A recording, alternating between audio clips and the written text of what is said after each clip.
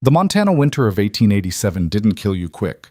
It took its time, peeling back layers of warmth and hope until there was nothing left but bone and the bitter understanding that you'd die alone. Ronan Hale knew this because he'd been dying for 8 years. Not the kind of dying that puts you in the ground, though part of him wished for that mercy. This was slower, a withering of everything that made a man want to wake up in the morning.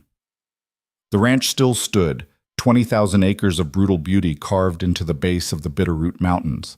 Cattle still grazed, fences still needed mending, but Ronan moved through it all like a ghost haunting his own life. The scars helped with that. 3 of them, thick as rope, running from his left temple down to his jaw. Souvenirs from the same fight that took his brother. Most people couldn't look at him straight on. Those who did saw something worse than the scars. They saw the emptiness behind his eyes. He preferred it that way. The main house squatted against the mountainside, 2 stories of rough timber and stone that his father built before the cholera took him. His mother, Sarah Hale, occupied the downstairs bedroom now. The consumption had her, and they both knew she was counting days instead of years. On the morning everything changed, Ronan was in the barn before dawn, same as always. His hands worked automatic, pitching hay, checking hooves, replacing a broken hinge on the tackroom door.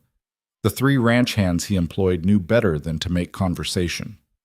They worked in silence, spoke only when necessary, and collected their pay at the end of each month without complaint. That's how Ronan wanted it. The sun was barely up when he heard the wagon. Unusual. They weren't expecting supplies, and visitors were rarer than rain in July. He walked out of the barn, wiping grease from his hands, and stopped cold. His mother sat on the porch in her rocking chair, wrapped in every blanket they owned. She'd managed to get herself out there somehow, stubborn woman. And beside the house, a hired wagon sat with a driver he didn't recognize and a woman climbing down from the back. Not just any woman, a mail-order bride. Ronan knew it instantly. His mother had been threatening this for months, ever since the doctor gave her his final verdict. She'd made it her dying mission to see him married, as if a wife could somehow fill the crater where his life used to be. Ronan, his mother's voice was paper-thin but sharp as a razor. Come meet your bride. He didn't move. Couldn't. Rage and disbelief locked his boots to the frozen ground. The woman stood beside the wagon, and if she felt the weight of the moment, she didn't show it. She was thin, too thin, the kind that came from missing meals, not choosing them. Her dress was clean but old, patched at the elbows and hem. Dark hair pulled back severe from a face that wouldn't stop traffic, but wouldn't apologize for it either. She met his eyes without flinching. That was the first surprise. Most people looked at the scars and found somewhere else to point their gaze. This woman looked at them, acknowledged them with a small nod, and kept looking straight at him like she was taking inventory of something she'd already bought. I'm Lila Mercer, she said. Her voice was Boston, flat vowels and clipped consonants. I assume you're Ronan Hale. He turned to his mother. What the hell did you do? Language, Sarah said automatically, then coughed into a handkerchief that came away spotted. I did what you wouldn't. I found you a wife. I don't want a wife. What you want stopped mattering when you decided to die with your brother. His mother's eyes were bright with fever and determination. I won't leave you alone out here, Ronan. I won't do it. That ain't your choice to make. It is until I'm dead, and I'm not dead yet.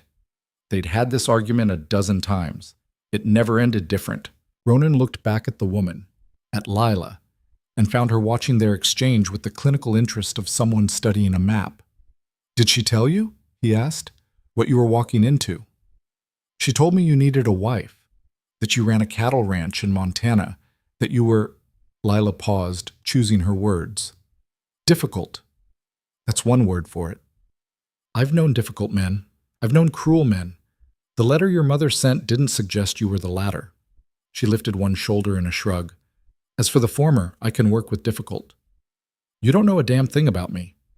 I know you're standing in front of a dying woman arguing about whether to give her peace before she goes. Lila's voice didn't rise, didn't sharpen, just stated fact. That tells me something. Ronan felt the words hit like a physical blow. He wanted to rage at her, at his mother, at the universe that kept taking everything he tried to hold on to. Instead, he turned and walked back toward the barn. Ronan Alexander Hale, you stop right there. His mother's voice, weak as it was, still carried the authority that made him freeze at age 7 and apparently still worked at 29. He stopped, didn't turn around. You will not shame this family by turning away a woman who traveled 2,000 miles on a promise. You will not shame me. You should have asked first. If I'd asked, you would have said no, so I didn't ask. Another cough, longer this time. When she spoke again, her voice was softer. Please, son, do this one thing. If it doesn't work, if you can't, if you hate each other by spring, I'll write the annulment papers myself. Just try. For me. Ronan stood there, wind cutting through his coat, and felt the trap close around him. His mother was dying. This woman had already made the journey. Sending her back now would be cruel, and whatever else he'd become, he wasn't that. Not yet. He turned back. You got other options? People back in Boston? No. No family? No, Lila repeated. No family. No prospects, no options that don't involve a tenement and a factory, and dying before 40. She tilted her head. Your mother offered something different. I took it. This ain't easy living. I didn't come here for easy. They looked at each other across 20 feet of frozen ground. Ronan saw a woman who'd already made her choice, who'd burned whatever bridges existed behind her. She saw, well, he didn't know what she saw. A scarred man with nothing to offer but a dying ranch and a colder heart. Fine, he said finally. But I don't expect anything, Lila interrupted. Expectations are how you get disappointed. She picked up the single carpet bag at her feet. Apparently everything she owned fit in one bag, and walked past him toward the house. She paused beside Sarah's chair, and Ronan watched as his mother reached up and took her hand. Thank you for coming, Sarah said. Thank you for the opportunity, Mrs. Hale. Sarah, we're family now. Lila's expression flickered, something that might have been pain or longing or both, then smoothed back to neutral. Sarah, then. The wagon driver cleared his throat. I'll be needing payment for the trip, Mr. Hale. Ronan paid him, watched him turn the wagon around, and disappear down the long drive. When he looked back at the porch, his mother and his new wife had gone inside. His wife. The words didn't fit right in his head.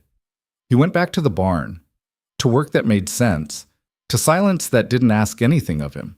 But even buried in familiar tasks, he couldn't shake the image of that woman looking at his scars like they were just another fact to file away. Hours later, when the light started failing, he finally went inside. The house smelled different.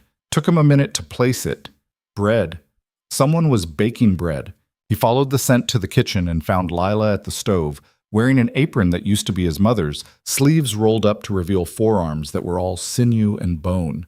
She glanced over. There's stew. It's not fancy, but it's hot. Didn't ask you to cook. No, you didn't, but your mother can't, and you looked like you hadn't eaten anything that wasn't jerky or hardtack in about 6 months. She turned back to the pot. There's also the small matter of this being my job now. Your job. I'm your wife. Cooking seems like it falls under the general category of wifely duties. She said it without inflection, like she was reading from a list. Ronan stood there, not sure what to do with his hands. My mother put you up to this?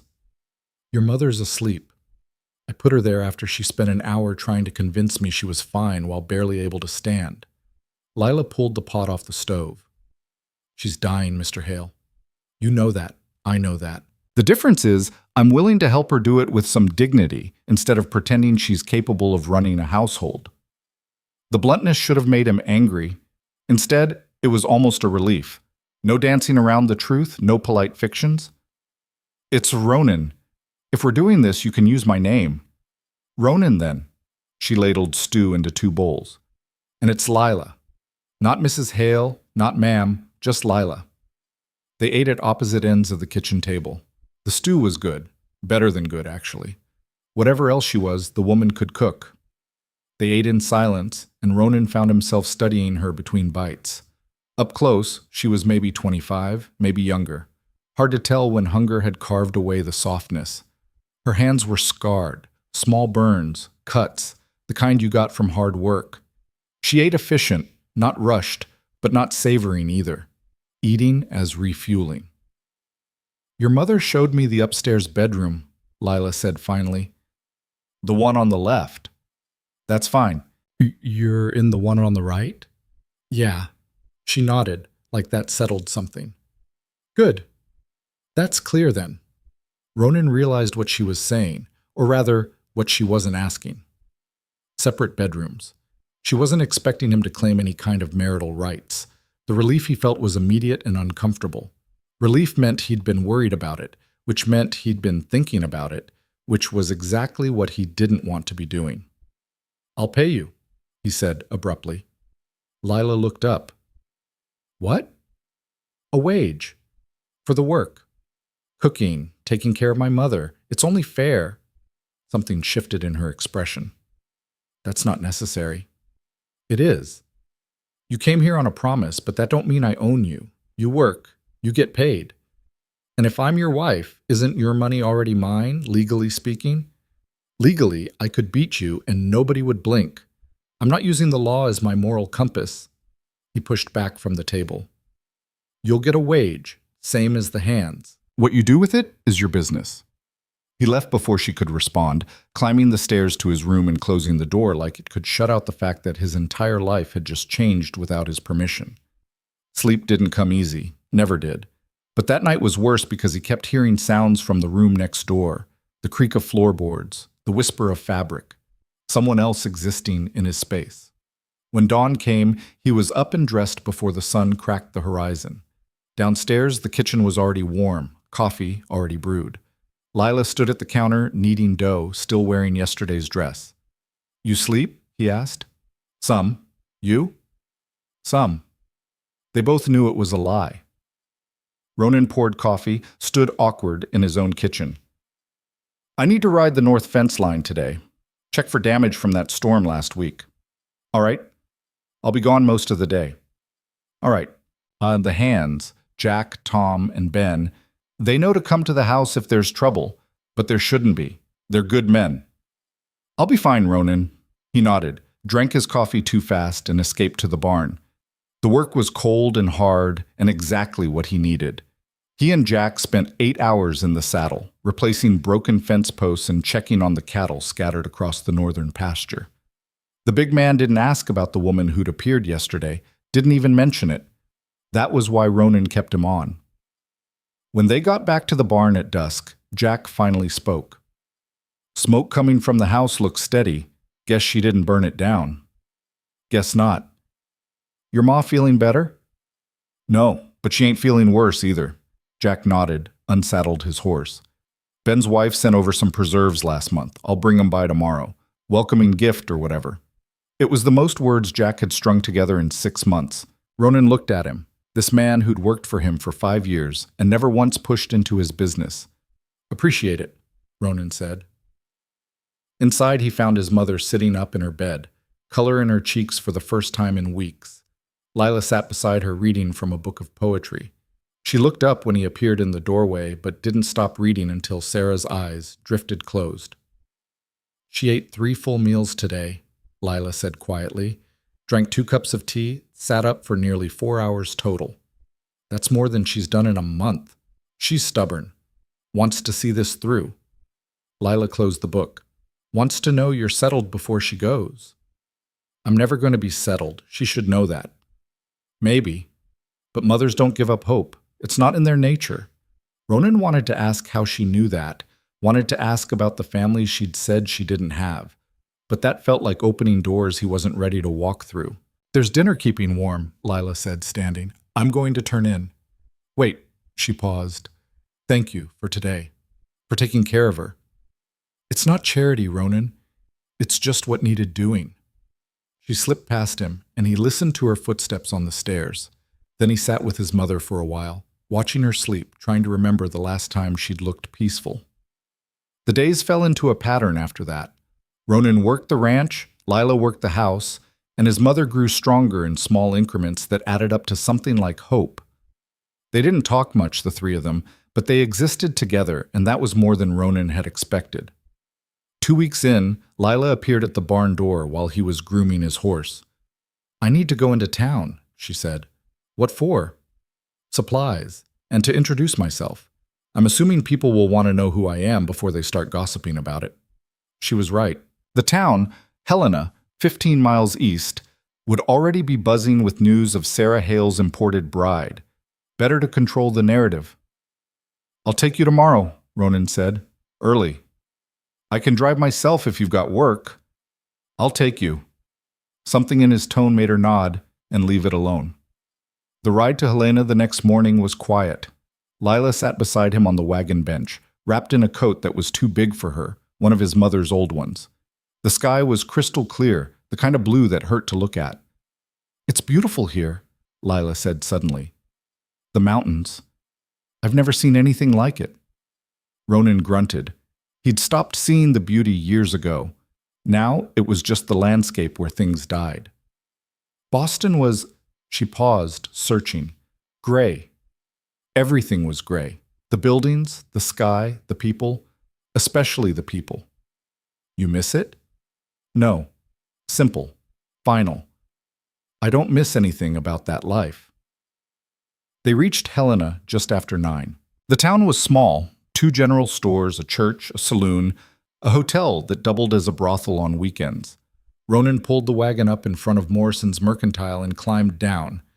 Inside, Judith Morrison looked up from behind the counter and her eyes went wide. "Ronan Hale, as I live and breathe, twice in 1 month, people will start to talk." "Already are talking, I'd guess," he gestured to Lila. "This is my wife, Lila. She needs to set up an account." Judith's mouth opened, closed, opened again. "Your wife. I heard Sarah sent for someone, but I didn't believe, I thought—" She trailed off, realizing she was about to say something insulting. "You thought no one would have me," Ronan finished. "You're probably right. Lila took the job anyway." "It's not a job," Judith started. "Yes, it is," Lila said pleasantly. "It's very much a job, and I'm happy to have it." "Now, about that account?" They spent an hour in the store, Lila selecting supplies with the careful eye of someone who'd learned to stretch every penny. Judith chattered the entire time, fishing for information, getting nothing but polite deflection. When they finally loaded the wagon, Ronan caught sight of Sheriff Dan Pritchard crossing the street toward them. His shoulders tensed automatically. "Ronan," Dan said, tipping his hat. "Heard you got hitched." "Word travels." "It does." Dan's eyes flicked to Lila, kind but assessing. "Ma'am, welcome to Helena." "Thank you, Sheriff." "I trust Ronan's treating you well?" There was weight behind the question. Dan had known Ronan since they were kids, had been there the night his brother died. He was one of the few people who'd tried to pull Ronan back from the edge afterward. "He's been a perfect gentleman," Lila said. Dan's eyebrows rose slightly. Probably because Ronan was many things, but gentleman wouldn't make anyone's top 10 list. "Glad to hear it. You need anything at all, you let me know." "We're fine, Dan," Ronan said. "Appreciate the concern." They were pulling out of town when Lila spoke. "He cares about you, the sheriff. We go back. And he's worried about me. Thinks you might be—" She left it hanging. "Dangerous?" "Something like that." Ronan kept his eyes on the road. "And are you? Worried? Should I be? I don't hurt women. I don't hurt anyone who doesn't come at me first." He paused. "But I'm not a good man, Lila. Don't mistake me for one. I'm not looking for a good man, Ronan. I'm looking for an honest one. There's a difference." They drove in silence for a while. Then Lila said, "Tell me about your brother." Every muscle in Ronan's body locked up. "No. I'm going to hear about it eventually. Small town, long memories. I'd rather hear it from you." "Well, you're not going to. Subject's closed." "All right." She didn't push, didn't pry, just accepted it. "What about the ranch then? How long have you been running it?" 8 years, since my father died. That must have been hard, taking it on so young." "I was 21. Old enough." Old enough and ready for it are different things. They were, but Ronan didn't want to admit that. Didn't want to remember being 21 and terrified and trying to hold together a ranch while his mother fell apart with grief. The rest of the ride passed in silence. Back at the house, they unloaded supplies together. Lila was stronger than she looked. She hefted 50-pound flour sacks without complaint, stacked canned goods with efficient precision. "I'm going to start a garden come spring," she said, "behind the house, where there's good sun. We're spending too much on vegetables we could grow ourselves." "That's fine. And the chicken coop needs repairing. I can patch it, but it needs a full rebuild. The wood's rotting through." "I'll get to it." "I can help. I know basic carpentry." Ronan stopped, looked at her. "Where'd you learn carpentry?" "Factory work. Sometimes things broke, and if you wanted to keep your job, you fixed them." She brushed dust off her hands. "I'm not decorative, Ronan. I know how to work. Let me." There was something fierce in her voice, something that said this mattered more than just fixing a chicken coop. "All right," he said. "Tomorrow, after morning chores." Her smile was small but real. First one he'd seen. They rebuilt the coop over 3 days, working in the cold morning air. Lila was true to her word. She knew her way around a hammer and saw, measured twice and cut once, didn't need to be told how to brace a corner. The hands noticed. Ben especially, who'd probably expected the Boston woman to be useless. "She's a worker," Ben said one evening, watching Lila haul water from the well. "Don't see that every day." "No," Ronan agreed. "You don't." A month passed, then another. Winter deepened, snow piled up, and the ranch settled into the quiet rhythm of survival. Lila learned the routines, learned which animals had names and which were just numbers, learned how to read the sky for storms. She learned Ronan, too, though he tried not to let her. Learned that he always checked the barn twice before bed, that he didn't sleep more than 4 hours a night, that certain sounds, a door slamming, a horse screaming, would make him go absolutely still, hand-dropping to where a gun would be if he was wearing one. She never asked about it, just filed it away. His mother improved enough to sit at the dinner table some nights, and those were the only times Ronan saw something like contentment in her eyes. She'd watch him and Lila move around each other, not comfortable exactly, but not hostile either, and she'd smile. "I'm glad you came," Sarah said to Lila one night, after Ronan had gone upstairs. "I worried he'd run you off." "I don't run easily." "I can see that." Sarah's hand was cold when she reached for Lila's. "He's a good man under all that armor. His brother's death, it broke something in him. But it didn't destroy everything. Remember that." "I will." But Sarah's improvement was an illusion, and they all knew it. The consumption was just biding its time. In early February, she took a turn. The coughing got worse, the blood in her handkerchief darker. Ronan sat with her every night, reading or just being present. Lila took the day shifts, keeping Sarah comfortable, keeping her company. "You two don't talk much," Sarah observed one afternoon. "We talk enough," Lila said, adjusting pillows. "Do you like him?" It was such a simple question, such a complicated answer. "I don't know him well enough to like or dislike him," Lila said carefully. "But I respect him. He's fair, he's honest, and he works harder than any 3 men combined. That counts for something. He's lonely. I know. He won't admit it, especially not to himself." "I know that too." Sarah closed her eyes. "I'm glad you're here, Lila. Whatever happens, I'm glad you stayed." 3 days later, Sarah Hale died in her sleep. Ronan found her in the morning, still and peaceful in a way she hadn't been in months. He stood in the doorway of her room, not moving, not speaking, until Lila came up behind him. "I'll prepare her," Lila said quietly. "Go tell the hands, we'll need to ride for the undertaker." He nodded, couldn't find words. The funeral was small. Some people from town, the ranch hands, Sheriff Dan, a few neighboring ranchers who remembered Ronan's father. They stood in the small cemetery behind the church while the minister said words that meant nothing to Ronan. Lila stood beside him, not touching but present. Solid. When it was over and everyone had left except Dan, the sheriff put a hand on Ronan's shoulder. "You all right?" "No." "You will be. Eventually." "That what you tell yourself?" Dan's wife had died in childbirth 3 years back. The question was cruel, but Dan just squeezed his shoulder. "It's what I have to believe. Otherwise, what's the point?" They buried Sarah next to Ronan's father and brother. 3 graves in a row. The Hale family cemetery growing faster than it should. Back at the house, Lila had food laid out, casseroles and pies brought by neighbors. Ronan couldn't eat. He went to his room, closed the door, and stood at the window watching snow fall. A knock, soft. "I'm fine," he said. "I didn't ask if you were fine," Lila's voice, muffled by the door.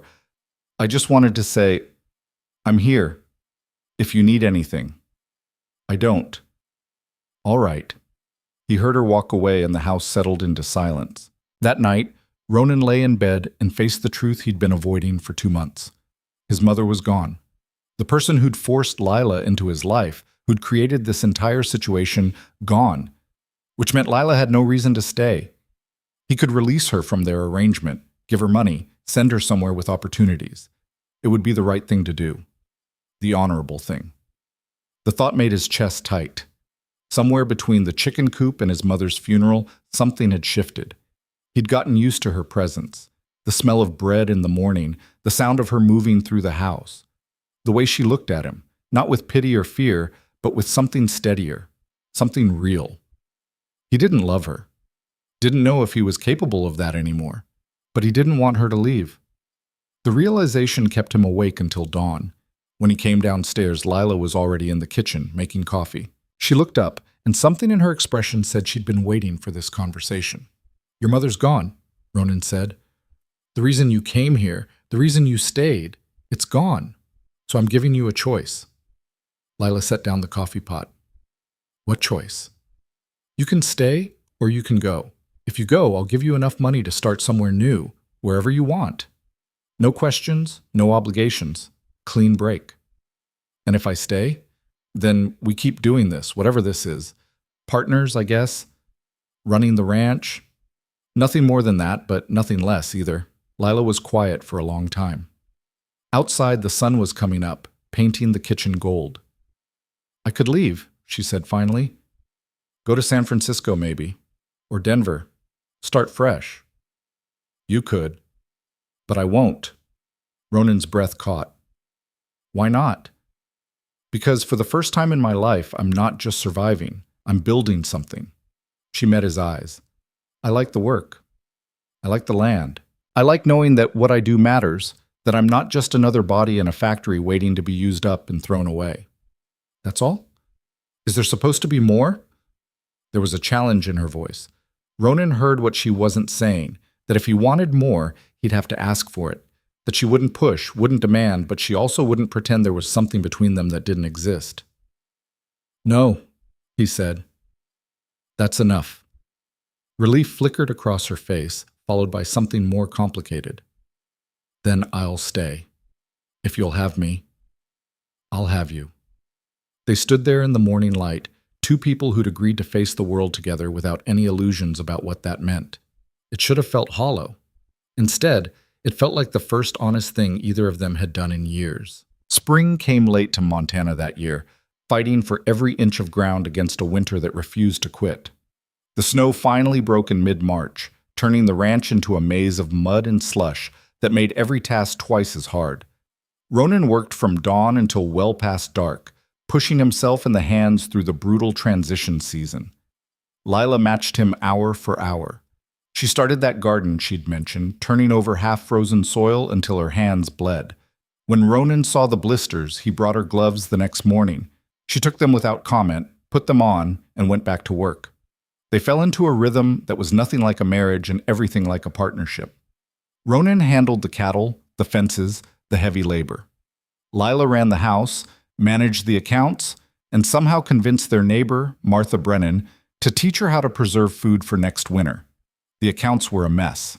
Ronan discovered this one evening when he found Lila surrounded by ledgers in his mother's old study, lamplight making shadows dance across her face. "How bad is it?" he asked. She looked up, and her expression told him everything before she said a word. "You're hemorrhaging money. Have been for at least 3 years. I know the ranch ain't profitable. It's not just unprofitable, Ronan. You're actively losing ground. At this rate, you'll be bankrupt in 18 months, 2 years if we're lucky." He pulled out a chair and sat down heavy. "How?" "Lots of ways. You're paying above market rate for feed. Your buyer in Billings is giving you below market rate for beef. You've got 3 hands on payroll when the work only justifies 2 most of the year. And you're spending money on supplies we could produce ourselves. She tapped one of the ledgers. Your mother started these books, but after your father died, after your brother, she lost track. The numbers just got away from her. Ronan rubbed his face. He'd known things were tight, but bankruptcy? What do? We make changes. Hard ones. Lila pulled out a separate sheet where she'd been making notes. First, we need a better deal on feed. I can write to suppliers in Helena and Butte, see who'll negotiate. Second, we find a new buyer for the cattle. Third, I let one of the hands go. Her silence was answer enough. Can't be Jack, Ronan said, thinking out loud. He's too valuable. Ben's got a family, and Tom... He stopped. Tom's the newest. He's good, but he's expendable, Lila finished quietly. I know it's not fair. Nothing about this is fair. They sat there in the lamplight, the weight of the decision settling over them both. Finally, Ronan stood. I'll tell him tomorrow. I can do it if you want. No, he works for me. I'll be the one.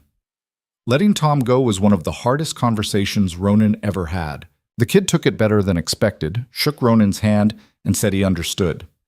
2 days later, he rode out with a month's extra pay and a letter of recommendation. Ben and Jack didn't ask questions, just picked up the slack. Over the next month, Lila restructured everything. She negotiated with suppliers, charm and steel wrapped in polite letters written in perfect script. She found them a buyer in Missoula who paid fair rates. She cut expenses so tight Ronan felt like they were running on fumes and determination. But the numbers started to shift. Not much, not fast, but in the right direction. You've done this before, Ronan said one night at dinner. Managed books. My father ran a print shop before he drank it into the ground. I kept the books for him starting when I was 12. Lila pushed potatoes around her plate. Didn't save the business, but I learned how money moves, where it hides. What happened to him, your father? Died when I was 16. Liver finally quit. My mother was already gone by then. Fever took her when I was 10. She said it flat, like reading a grocery list. After that, it was factories and tenements until your mother's letter found me. Ronan heard what she wasn't saying, the years in between, the struggle, the things she'd done to survive. He didn't push. They'd made a pact, unspoken but solid, that they wouldn't dig into each other's wounds unless invited. But knowing even that much changed something, made her more real, more than just the efficient woman who ran his household. In late April, a stranger rode up to the ranch just before dusk. Ronan was in the barn with Jack when they heard the horse. Both men went still. Visitors were rare, and strangers rarer. Nothing good rode in with the sunset. The man who dismounted was maybe 40, rail-thin, with a face that looked like it had been carved out of old leather. He wore a gun low on his hip, tied down. Professional. "Help you?" Ronan called out, keeping his voice neutral. "Looking for Ronan Hale." "You found him." The stranger's eyes flicked to Ronan's scars, then away. "Got a message. From Elias Crow." The name hit like a fist to the gut. Ronan felt Jack tense beside him, hand drifting toward the rifle propped against the wall. "Don't know anyone by that name," Ronan said. "Yeah, you do, or you knew his brother anyway. Matthew Crow." The stranger smiled, showing tobacco-stained teeth. "Ring any bells?" 8 years vanished in an instant. Ronan was back in that saloon in Billings, watching his brother bleed out on the sawdust floor. Matthew Crow had put the knife in him, and Ronan had put 3 bullets in Matthew before the law pulled him off. Self-defense, the judge said. Justified, the jury agreed. But apparently Elias didn't see it that way. "What's the message?" Ronan asked. "He's coming for you. Wanted you to know. Wanted you to have time to think about it, get scared. Maybe run." The stranger shrugged. "Won't matter. He'll find you. But he wanted to give you the courtesy of warning." "That's real considerate. Ain't it?" The stranger climbed back on his horse. "He'll be here when he's ready. Could be a week. Could be a month. But he's coming, Hale, and he's bringing friends." He rode off, disappearing into the gathering dark. Jack spoke first. "Want me to get the sheriff?" "No." "Ronan, what's Dan going to do? Arrest a man for sending a message? For something that hasn't happened yet?" Ronan walked back into the barn, started checking gear with shaking hands. We prepare. That's all we can do. We could leave, take Lila, and I'm not running from my own land. The words came out harder than he meant. I ran once, after Thomas died. Ran all the way inside myself and never came back out. I'm done running. Jack was quiet for a long moment.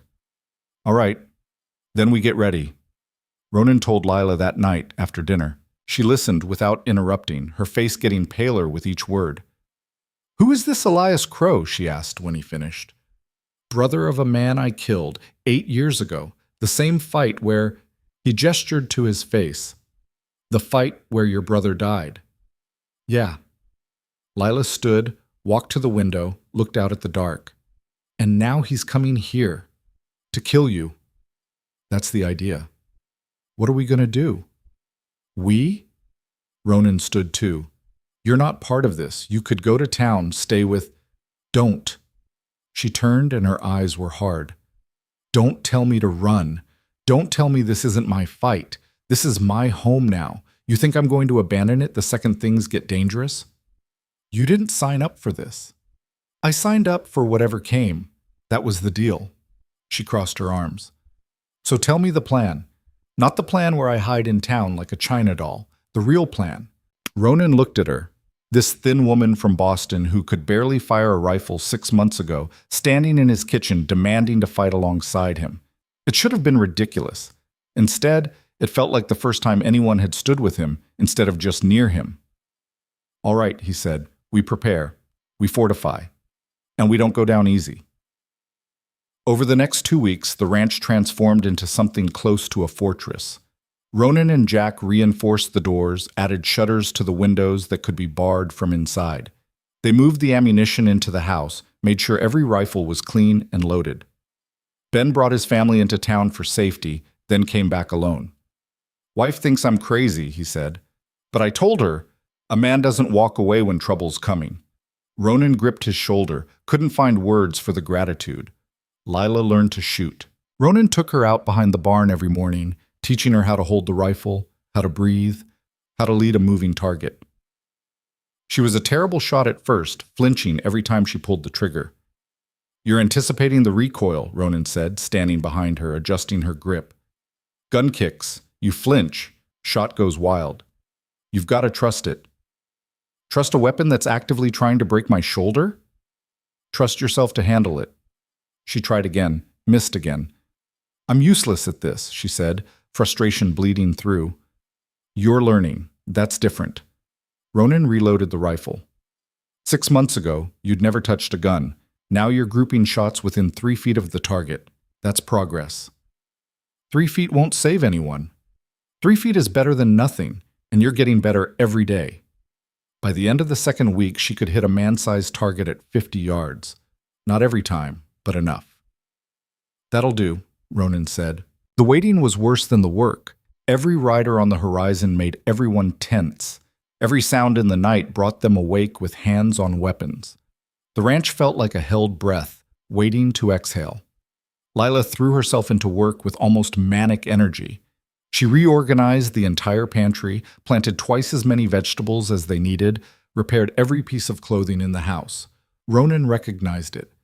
The need to do something, anything, to keep the fear at bay. He did the same with the cattle, riding the fence lines over and over until Jack finally told him to stop. You're going to ride that horse into the ground, Jack said, and yourself with it. Can't just sit here. That's exactly what you can do, what you have to do. Jack pulled out tobacco, rolled a cigarette. You ever been in a war, Ronan? No. I was. For about 6 months before I realized I was fighting for the wrong side and deserted. But I learned something in that time. Waiting for battle is its own kind of hell. You can prepare all you want, but eventually you just have to sit with it. Let it come. Ronan watched the mountains, outlined against a sky that promised rain. How do you sit with knowing someone's coming to kill you? Same way you sit with anything else you can't change. One breath at a time. 3 weeks after the stranger's visit, Lila found Ronan in the barn after midnight. He was checking equipment for the 3rd time that night, unable to sleep. You should rest, she said. Can't. Me neither. She leaned against a post, wrapped in a shawl. I keep thinking about Boston, about my room in that tenement. It was the size of this stall, and I shared it with two other girls. We worked 14-hour shifts and came home to sleep in rotation because there was only one bed. Why are you telling me this? Because I want you to understand why I won't run. She looked at him directly. That life was slow death, cold and gray and empty. Here, even with men coming to kill us, I feel more alive than I ever did there. I'd rather die on my feet in a place that matters than survive on my knees in a place that doesn't. Ronan set down the bridle he'd been checking. You're not going to die. I won't let that happen. You can't promise that. I can try. She smiled, sad and knowing. I know. That's why I'm staying. They stood there in the lamplight, the barn warm with animal heat and hay. Lila moved closer, and for a moment Ronan thought she might touch him. Instead, she just stood near, close enough that he could feel her warmth. Whatever happens, she said quietly, I want you to know this was worth it. Coming here, meeting you, all of it. Don't talk like that. I'm not being morbid. I'm being honest. She turned to face him fully. 6 months ago, I had nothing. No family, no future, no hope.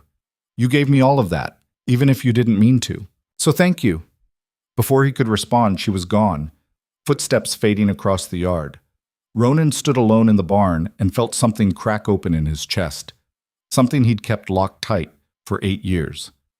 The attack came on a Tuesday morning in mid-May. Ronan was in the north pasture with Jack, checking on a cow that had been acting sick. The first sign of trouble was smoke, black and thick, rising from the direction of the house. Go, Jack said, already running for the horses. They rode hard, covering 2 miles in minutes that felt like hours.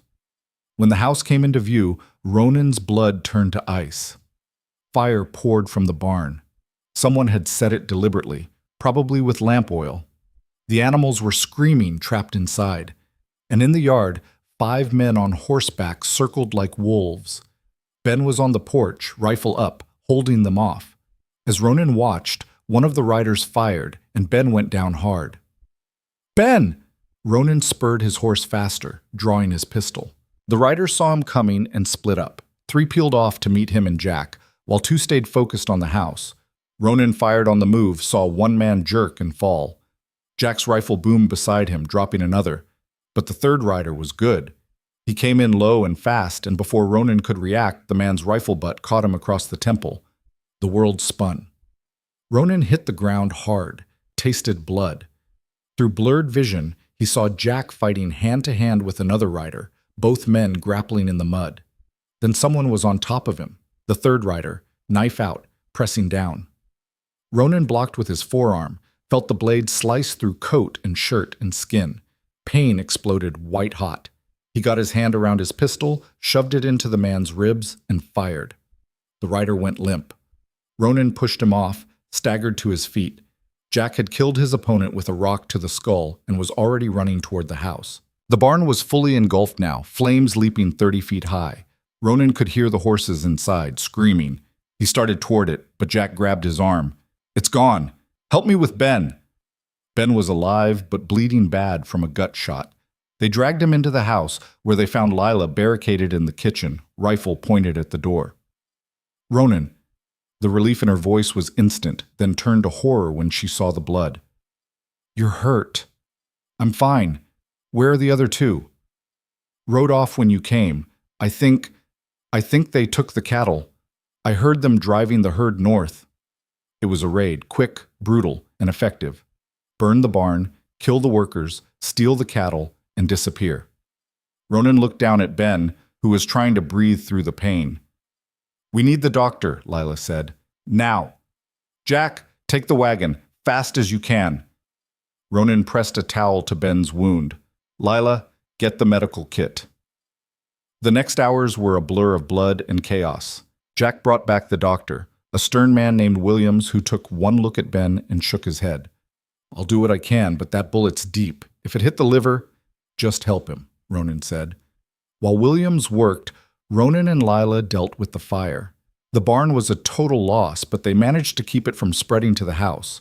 3 horses had died in the blaze, including Ronan's best mare. The others they'd managed to get into the corral before the fire spread.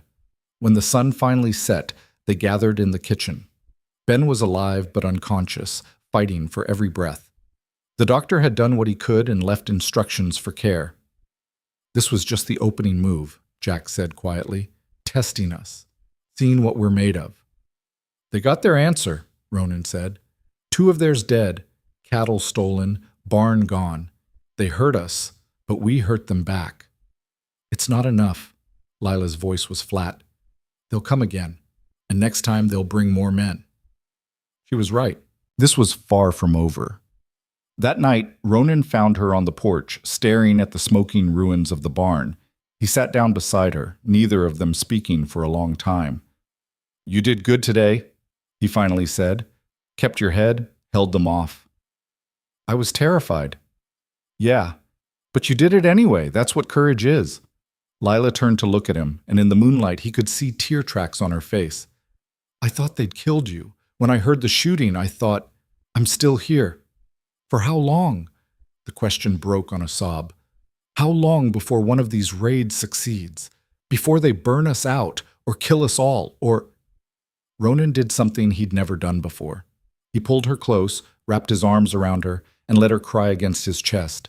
She held on to him like he was the only solid thing in a world gone to hell. "I'm not going to let that happen," he said into her hair. "I promise you, Lila. I'm not going to let them take this from us." "You can't promise that. Watch me." She pulled back, looked up at him. Her eyes were red and her face was blotchy, and she was the bravest person he'd ever known. "What do we do?" she asked. "We stop waiting for them to come to us. We take the fight to them." "How?" "I know where they'll be. There's only one place to hide a stolen herd this time of year, the canyon pass north of here. That's Crow territory. Has been for years. They'll hold the cattle there, wait for things to cool down, then move them." Ronan stood, pulling Lila up with him. "We've got maybe 3 days before they relocate.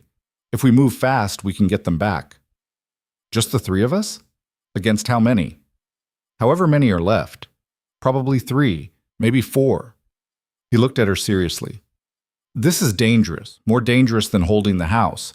If you want to stay here with Ben—" "No!" Her voice was steel. "You need every gun you can get. I'm coming." Jack emerged from the house, drawn by their voices. "Coming where?" Ronan explained the plan. Jack listened, then nodded slowly. "It's crazy," he said, "but it might work. Element of surprise, hit them at dawn when they're sleeping off whatever whiskey they brought. That's the idea. Ben can't be moved, and he can't be left alone." "I'll stay with him," a voice said from the doorway. Martha Brennan stood there, shawl wrapped tight. "Heard about the raid. Came to help."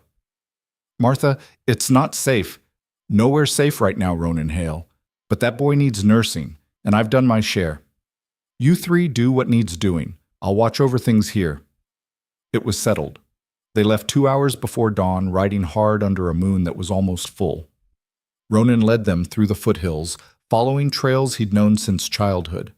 The canyon pass was 15 miles north, a natural funnel that rustlers had used for decades. The plan was simple, because complicated plans got people killed. They'd approach from the high ground, locate the cattle and the men, and then Ronan would give them one chance to surrender. If they didn't take it, things would get ugly fast. "You ever killed a man?" Ronan asked Lila as they rode. "No." "Might have to today." "I know. It changes you. Doesn't matter if it's justified. Doesn't matter if they're trying to kill you first. Taking a life leaves a mark." Lila was quiet for a long moment. "Then we'll both have new scars. At least we'll have them together." They reached the high ground just as the sky started graying toward dawn. Below them, in a natural bowl formed by the canyon walls, Ronan could see their cattle bunched together. 3 men slept around a dying fire. Only 3. The other 2 must have died in yesterday's fight or rode on. "There," Ronan whispered, pointing. "See the tall one on the left? That's Elias Crow. I'd know him anywhere. Looks just like his brother." Jack checked his rifle. "What's the play?" We get in position, wait for full light. Then I call down, give them the option to walk away. They won't take it, but I have to offer. And when they start shooting, we finish it. They spread out along the ridge, each taking a position with clear sight lines. The weight was excruciating. Ronan's arm throbbed where the knife had cut him, and exhaustion pulled at his bones. Beside him, Lila lay prone with her rifle, breathing steady. "You don't have to do this," he said one more time. "Yes, I do." She didn't take her eyes off the camp below. "Stop asking." Finally, the sun broke the horizon. The men below started to stir. Ronan stood up, rifle ready but pointed down. "Elias Crow!" The three men scrambled for weapons, diving for cover. Crow himself rolled behind a boulder, six-gun out. "Ronan Hale!" Crow's voice echoed off the canyon walls. "Wondered when you'd show." "You've got my cattle. Leave them and ride out. This doesn't have to end bloody." Crow laughed. Ugly sound. "Your cattle? Your barn? Your man? You took my brother, Hale. I'm taking everything you got." "Your brother came at mine with a knife. I did what I had to. And I'm doing what I have to. Eye for an eye." Crow fired, bullets sparking off the rock near Ronan's head. That was answer enough. "Light them up," Ronan said. The ridge exploded with gunfire. Jack's first shot took down one of Crow's men before he could get to cover. Lila's second shot missed, but her third caught the other man in the leg, dropping him screaming. Crow returned fire, bullets kicking up dirt and stone. He was good. Ronan had to give him that. Every shot came close enough to keep them pinned. "We need to move," Jack shouted. "Get the angle." Ronan saw it. If they could flank left, they'd have a clear shot at Crow's position. "Cover me." He ran, low and fast, while Jack and Lila poured fire at Crow's boulder. Bullets followed him, one so close it tore through his coat. But he made it to the new position, brought his rifle up, and waited. Crow had to move eventually, had to check on his downed men or make a break for the horses. And when he did, there. Crow shifted, trying to get a better angle on Jack. For just a second, his shoulder was exposed. Ronan fired. The bullet caught Crow high in the chest, spun him around. He went down hard, gun flying from his hand. Ronan was moving before Crow hit the ground, sliding down the slope with his rifle ready. By the time he reached the bottom, Crow was trying to crawl toward his pistol. Ronan kicked it away, stood over him. "It's done," Ronan said. Crow coughed, blood on his lips. "You killed him, my brother."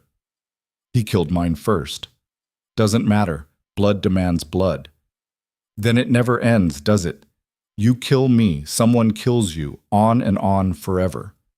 Ronan knelt down, looked Crow in the eyes. "I'm tired, Elias. Tired of fighting, tired of death. If you walk away from this, if you survive, it ends here. No more raids, no more vengeance. We both lost brothers. Let that be enough." Crow stared at him, something like surprise in his eyes. Then he coughed again, harder. "Too late for me anyway," he whispered. "Lung shot. I'm done." He died there in the dirt, and Ronan felt nothing. Not triumph, not relief, just exhaustion. Jack and Lila came down, checked the other men. One was dead from Jack's shot. The other, the one Lila had wounded, was alive but not going anywhere. "What do we do with him?" Lila asked. "Tie him up, leave him for the law. Dan can sort it out." Ronan looked at the cattle, at the mess they'd made, at the bodies cooling in the morning sun. "Let's get our herd and go home." The ride back took most of the day, pushing the cattle ahead of them.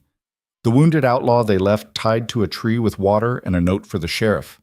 Whether he lived or died wasn't their problem anymore. They reached the ranch at dusk to find Martha had kept the place running. Ben was awake, still weak but alive. The barn was still a blackened ruin, but the house stood solid. After the cattle were secured and the horses tended, after Martha had fussed over their wounds and left for her own place, after Ben had been helped back to sleep, Ronan found himself alone with Lila in the kitchen. They were both filthy, both exhausted, both marked by the day's violence in ways that went deeper than bruises. "We did it," Lila said softly. "We survived." "Yeah."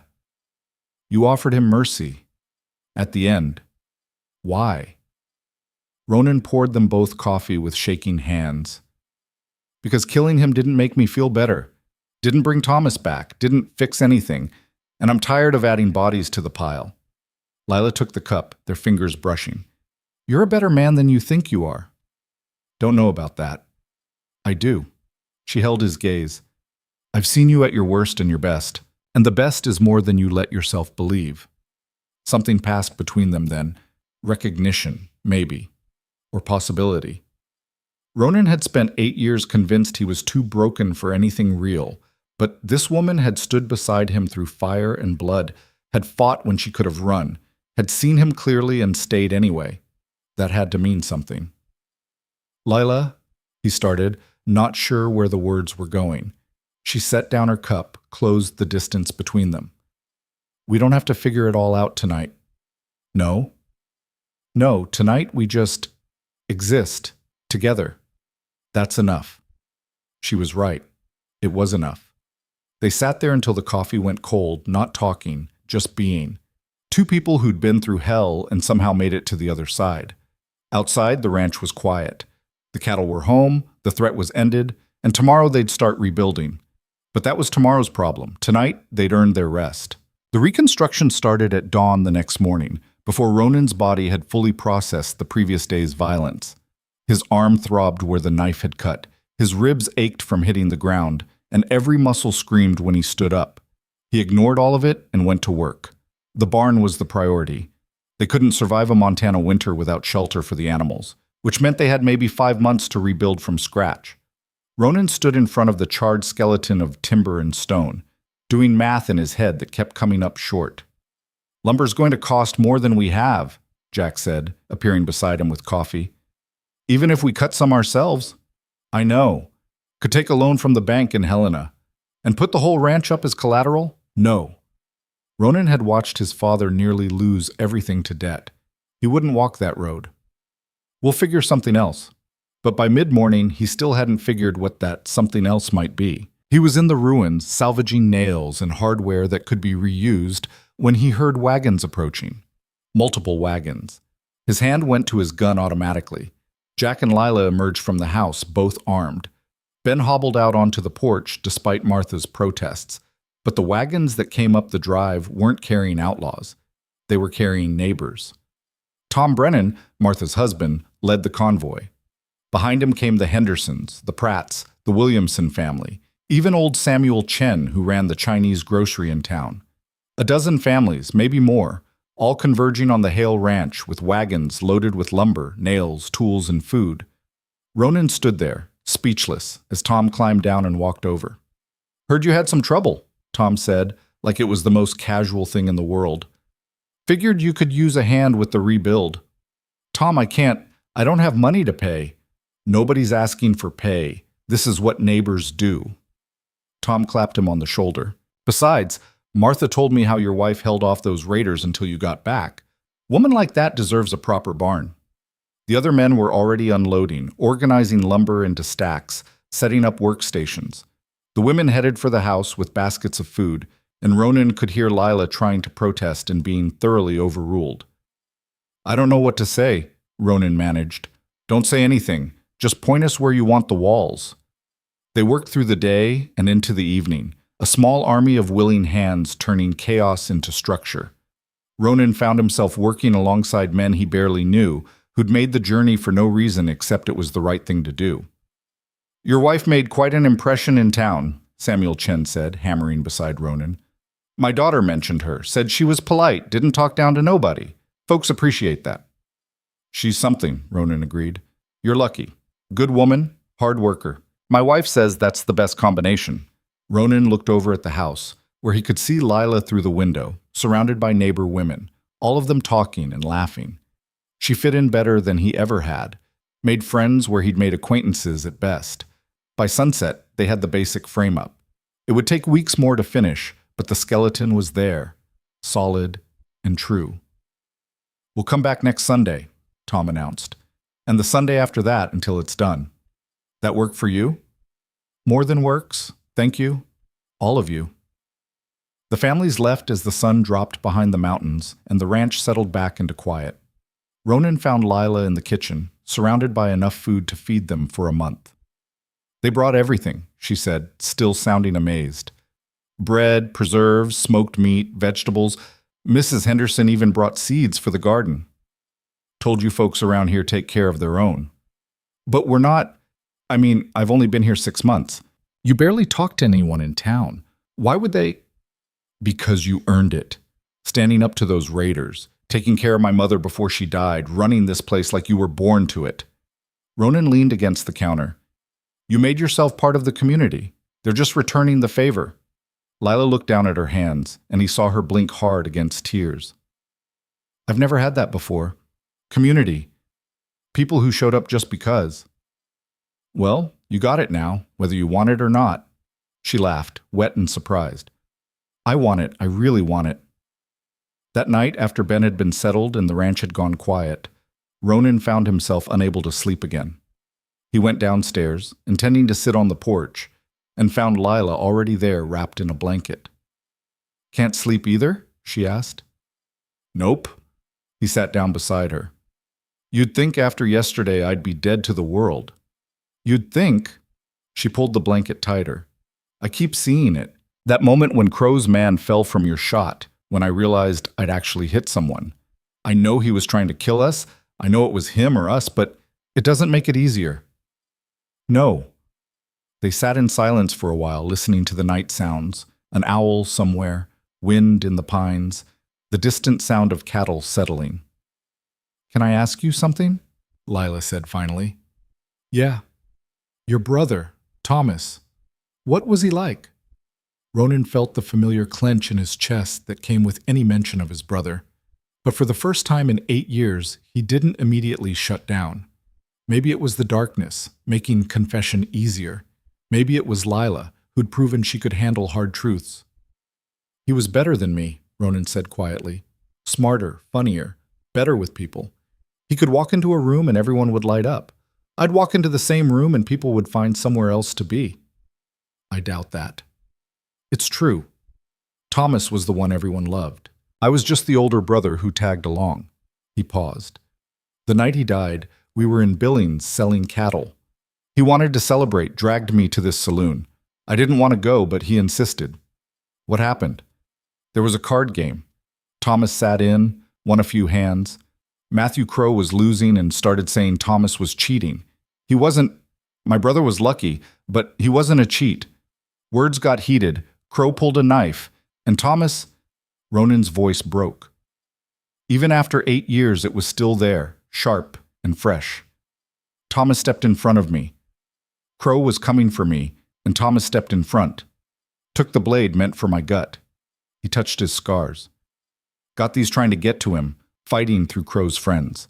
By the time I put Crow down and the law pulled everyone apart, Thomas was already gone. Lila's hand found his in the dark, squeezed hard. I should have been faster, Ronan continued. Should have seen it coming, should have stopped it, should have been the one who... Don't. Lila's voice was firm. Don't do that to yourself. You can't carry blame for someone else's violence. He died protecting me. And you've spent 8 years dying because of it. Is that what he would have wanted? You turning into a ghost? I don't know what he would have wanted. He's dead. Then maybe it's time to decide what you want. What kind of life you're going to have.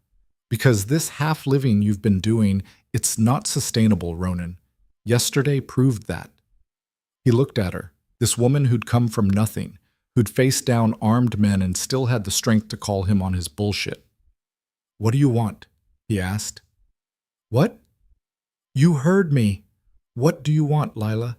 From this life, from this place, from me? She was quiet for a long time. I want to stop being afraid. I want to build something that lasts. I want to look at my life in 20 years and know that it mattered, that I wasn't just surviving, but actually living. She turned to face him fully. And I want you to do the same. Stop punishing yourself for being alive. That's easier said than done. Most worthwhile things are. Ronan felt something shift in his chest, like a door he'd locked 8 years ago finally creaking open. I'm not good at this, at being close to people, at letting anyone in. I noticed. But I want to try. With you. If you're willing. Lila smiled, and even in the dark he could see it. I've been willing for months, you stubborn man. I was just waiting for you to catch up. He kissed her then, clumsy and unpracticed, but real. She kissed him back, her hand coming up to cup his scarred face, and for the first time since Thomas died, Ronan felt something other than grief. He felt hope. They pulled apart slowly, foreheads touching. We're going to be terrible at this, Ronan said. Probably. But at least we'll be terrible together. They sat there until the cold drove them inside, and when Ronan climbed the stairs to his room, Lila's hand was in his. The weeks that followed fell into a new rhythm, one that included stolen moments between work, conversations that went past midnight, and a growing intimacy that was nothing like Ronan had expected. Lila was practical about affection the same way she was practical about everything else. No grand gestures, no dramatic declarations, just a hand on his shoulder when he was tired, coffee made the way he liked it, her body curled against his on cold nights. It was more than he thought he deserved, and exactly what he needed. The barn rose steadily, the community showing up every Sunday like clockwork. Ben recovered enough to work light duty, though Martha watched him like a hawk. Jack never said anything about the change between Ronan and Lila, but his knowing look spoke volumes. By midsummer, the barn was finished, not just functional, but beautiful, with proper stalls and a loft for hay, and doors that actually hung straight. The dedication happened on a Sunday afternoon. The whole community gathered for a meal and celebration. "Speech," Tom Brennan called out, and the crowd took up the chant. Ronan stood there, desperately uncomfortable, until Lila nudged him forward. "I'm not good with words," he started, and got immediate laughter. "But I want to say thank you, not just for the barn, but for—" He struggled, looking at all these faces. "For not giving up on me, for showing up when I needed it, for being better neighbors than I ever was." "You were plenty good," someone called out. "Just quiet about it."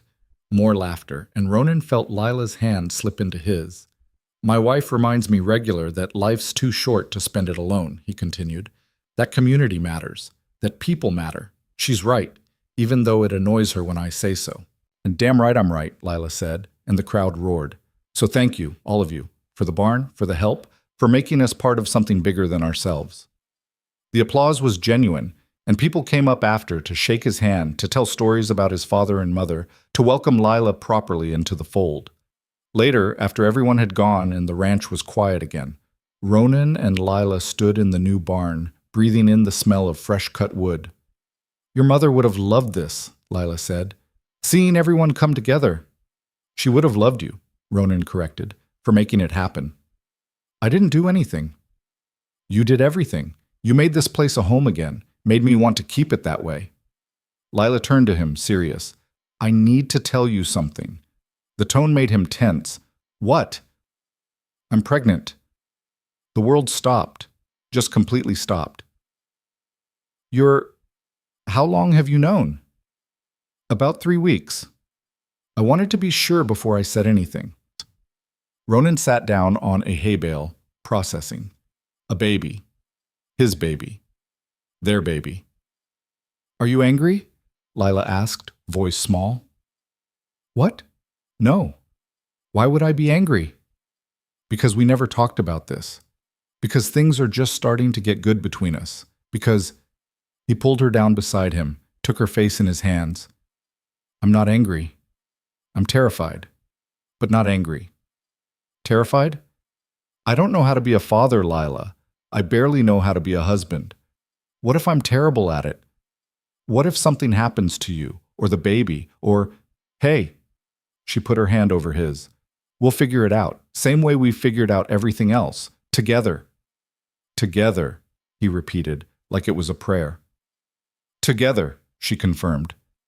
They sat there in the barn they'd rebuilt from ashes, and Ronan let himself imagine a future he'd never thought possible. A child learning to walk in this space.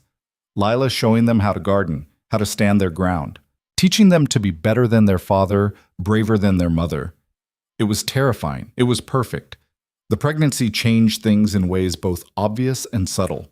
Lila's body began to change, and with it came sickness that left her pale and shaking most mornings. Ronan learned to have ginger tea ready, to hold her hair back when necessary, to take over tasks that had been hers without making her feel useless. "I hate this," she said one morning, after being sick for the 3rd time. I hate being weak. You're not weak. You're growing a human. That's about the opposite of weak. I can't even keep down toast. Give it time. The doctor said it should ease up by the 4th month. Dr. Williams had been cautiously optimistic when Ronan dragged him out for a house call. Everything looked good, he said. Lila was healthy despite being too thin, and the baby seemed to be developing normally. He left instructions and told them to send for him immediately if anything changed. Word spread through the community, as it always did. Women started showing up with advice, old wives' remedies, and hand-me-down baby clothes. Martha appointed herself unofficial advisor and showed up at least twice a week to check on Lila. "You're doing fine," she'd say, patting Lila's hand. "Every pregnancy's different, but the sickness usually means everything's working like it should." "Doesn't feel like it's working." "I know, honey, but it passes. And then you get the second part where you feel good, and then the third part where you're ready to be done, and then I have a baby and don't sleep for a year?" Martha laughed. "Something like that. But you've got Ronan, and he's steadier than he looks. He'll help." Ronan did help, as much as he could. He took over more of the physical labor, hired on a temporary hand to fill the gaps, and learned to cook basic meals when Lila couldn't stand the smell of food. But there were moments when the fear caught up with him. Late at night, lying beside Lila, he'd think about all the things that could go wrong. Women died in childbirth all the time, especially out here where doctors were scarce and complications could turn deadly in hours. "Stop thinking so loud," Lila mumbled one night. "I can hear your brain from here." "Sorry." "What is it this time?" "Nothing." "Ronan," he sighed. "What if something happens to you during the birth? Then you'll raise this baby yourself and tell them stories about their mother who was too stubborn to die easy. That's not funny. I'm not joking. I'm telling you what happens if the worst comes. But I'm also telling you I don't plan on dying. I've got too much to live for now." She rolled over to face him, her hand finding his in the dark. "I'm scared too, but fear doesn't change the outcome. It just makes the waiting worse." "When did you get so wise?" "I've always been wise. You just started listening." Fall came early that year, cold winds stripping the trees bare before September ended. The cattle were moved to lower pastures. The garden was harvested and put up, and the ranch prepared for winter. Lila's sickness finally eased in her 4th month, replaced by an energy that had her reorganizing the entire house and planning nursery space in what used to be Sarah's sewing room. "We'll need a cradle," she said, making lists, "and more blankets, and diapers. We'll need so many diapers." Ronan built the cradle himself, working in the barn during stolen hours. He'd never been much for fine carpentry, but he took his time, sanding each piece smooth, fitting the joints tight. When he brought it inside and set it up in the nursery, Lila cried. "It's perfect," she said, running her hand over the wood. "Absolutely perfect. It's crooked on one end. I don't care. You made it. That makes it perfect." Winter settled in hard, and Lila's belly grew with it. By Christmas, she was clearly pregnant, and the baby had started moving. The first time Ronan felt it kick against his palm, he nearly lost his composure entirely.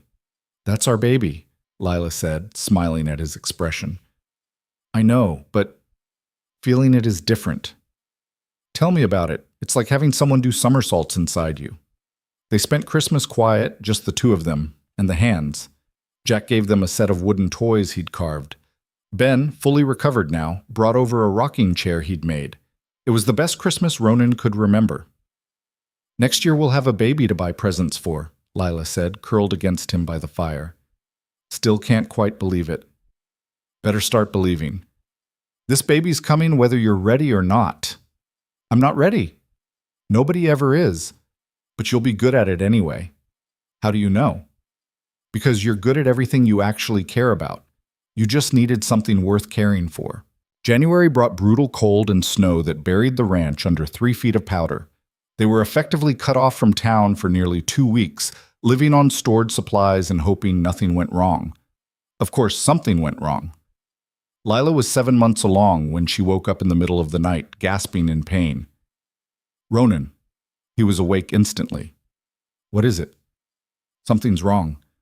The baby, it's not moving right, and the pain..." He lit a lamp, saw her face twisted in agony, saw the blood on the sheets, and felt his heart stop. "I'm getting the doctor." "You can't. The roads are impassable." "I don't care. I'm getting him." He threw on clothes, woke Jack, and they saddled horses in the freezing dark. The ride to town normally took an hour. In the snow, fighting drifts and ice, it took 3. But they made it, pounded on Dr. Williams' door until he answered. "It's Lila, the baby. There's blood." Williams grabbed his bag without a word, and they rode back faster than was safe, the doctor's horse struggling through the drifts. When they got to the house, Martha was there. She'd seen them ride past and followed. She'd gotten Lila into bed, gotten her comfortable, and was holding her hand while Lila breathed through the pain. Williams examined her quickly, then looked at Ronan. "Out. I need room to work." "I'm not leaving. Out. Now. You're in my way." Jack physically pulled him from the room, shut the door in his face. Ronan stood there, shaking, listening to Lila's cries through the wood. "She'll be all right," Jack said. "Williams is good at his job." "You don't know that." "No, I don't. But standing here making yourself crazy won't help her." They waited. Hours passed like years. Finally, the door opened and Williams emerged, wiping his hands. "The baby?" Ronan managed. "Still there, still fighting. The bleeding stopped for now." Williams looked exhausted. "She was going into early labor. I managed to stop it, but she needs complete bed rest for the next 2 months. No getting up except to use the chamber pot. No stress, no exertion. Nothing." "Will she be all right?" "If she follows orders, good chance. If she doesn't, she could lose the baby or worse." Williams put a hand on Ronan's shoulder. "She's strong. That counts for a lot. But she needs rest, and she needs you to make sure she gets it." Ronan went into the room. Lila lay pale and exhausted against the pillows, but her eyes were clear. "The baby's all right," she said immediately. "So are you. That's what matters. Both of us matter." She reached for his hand. "Williams told you bed rest? 2 months? I'll go crazy." "Better crazy than dead." He sat beside her carefully. "You scared me." "I scared myself." Her voice wavered. "I thought I was losing them. Our baby. I thought, but you didn't. They're still here. You're both still here. And I'm going to make damn sure you stay that way." For the next 2 months, Ronan became expert at things he'd never imagined. He learned to cook more than basic meals. He learned to clean properly, to do laundry, to manage the household while also running the ranch. Jack and Ben picked up the slack without complaint, and the neighbor women rotated through to help. Lila chafed against the restrictions as predicted. She tried to sneak out of bed to organize the pantry, and Ronan caught her. She tried to fold laundry from bed, and he took it away. She tried to argue that she felt fine, and he reminded her what Williams said. "I hate this," she said for the 100th time. "I know. I'm not useless. Nobody said you were. I feel useless. You're keeping our baby alive. That's the opposite of useless." She glared at him, but it had no heat behind it. "You're supposed to be bad at this comforting thing." "I'm learning." He sat beside her, took her hand. 2 more weeks.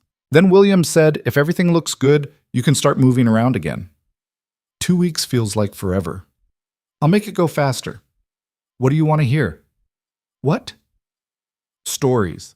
I'll tell you stories about growing up here, about my father and mother, about Thomas. Help pass the time." So he did. Every evening after the work was done, Ronan would sit with Lila and talk. Stories he'd never told anyone, memories he'd locked away with his grief. His father teaching him to ride, his mother's terrible singing while she cooked, Thomas getting them both in trouble for stealing pies from the neighbor. "He sounds wonderful," Lila said one night. "Your brother." "He was. And he'd hate what you've been doing to yourself. The isolation, the self-punishment." "Probably." "Definitely." She squeezed his hand. "But you're changing. I can see it. You laugh more. You talk more. You let people in." "That's your doing." "It's both of us. We're good for each other, Ronan. That's worth something." The 2 weeks passed. Williams came back, examined Lila thoroughly, and pronounced her improved. "You can move around now," he said, "but nothing strenuous, no heavy lifting, no long walks. And if you feel anything wrong, anything at all, you send for me immediately." "Yes, sir." Lila's first act after getting out of bed was to waddle to the nursery and sit in the rocking chair Ben had made, crying quietly. "What's wrong?" Ronan asked from the doorway. "Nothing. Everything. I was so scared we wouldn't make it this far, that I'd lose them before I even got to meet them." He knelt beside the chair. "But you didn't. You fought, and you won. And in a few more weeks we're going to meet this baby together. I hope they have your eyes. I hope they have your stubbornness.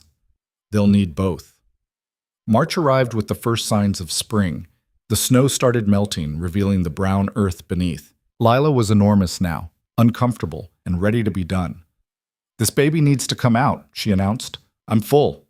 "Not quite yet," Ronan said. "Williams said early April." "Williams isn't carrying a tiny human in his body." "Fair point." The labor started on a Tuesday morning 3 weeks before Williams predicted. Lila woke Ronan with a grip on his arm that probably left bruises. It's time. He'd prepared for this. Had the supplies ready, had sent Jack for Williams and Martha the second Lila said the words. Everything was organized. Everything was ready. He still felt completely unprepared. Williams arrived, took charge, and sent Ronan out of the room again. This time, Ronan didn't argue. He paced the porch with Jack and Ben, listening to Lila's cries, and prayed to a divinity he wasn't sure existed that she'd survive this. Labor lasted 14 hours. 14 hours of Ronan slowly losing his mind, thinking of every terrible outcome, imagining his life without her. Then Martha opened the door, smiling through tears. "You have a daughter," she said, "healthy, loud, and perfect. And Lila's all right, tired, but all right." Ronan nearly collapsed with relief.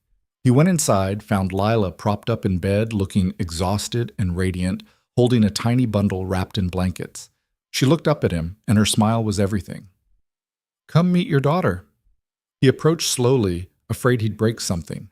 The baby was impossibly small, red-faced and wrinkled, with a shock of dark hair. Her eyes were closed, tiny fists waving. "She's perfect," Ronan whispered. "She is." Lila shifted the bundle. "Want to hold her?" He did and didn't, terrified of dropping her.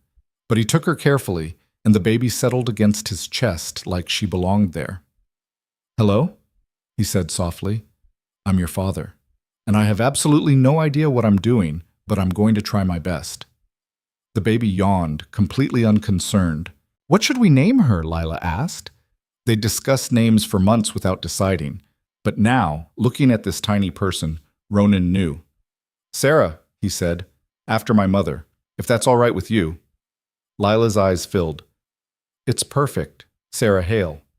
They sat there together, the three of them, and Ronan felt something he hadn't felt in 8 years. Complete. Not just surviving, not just existing, but actually living.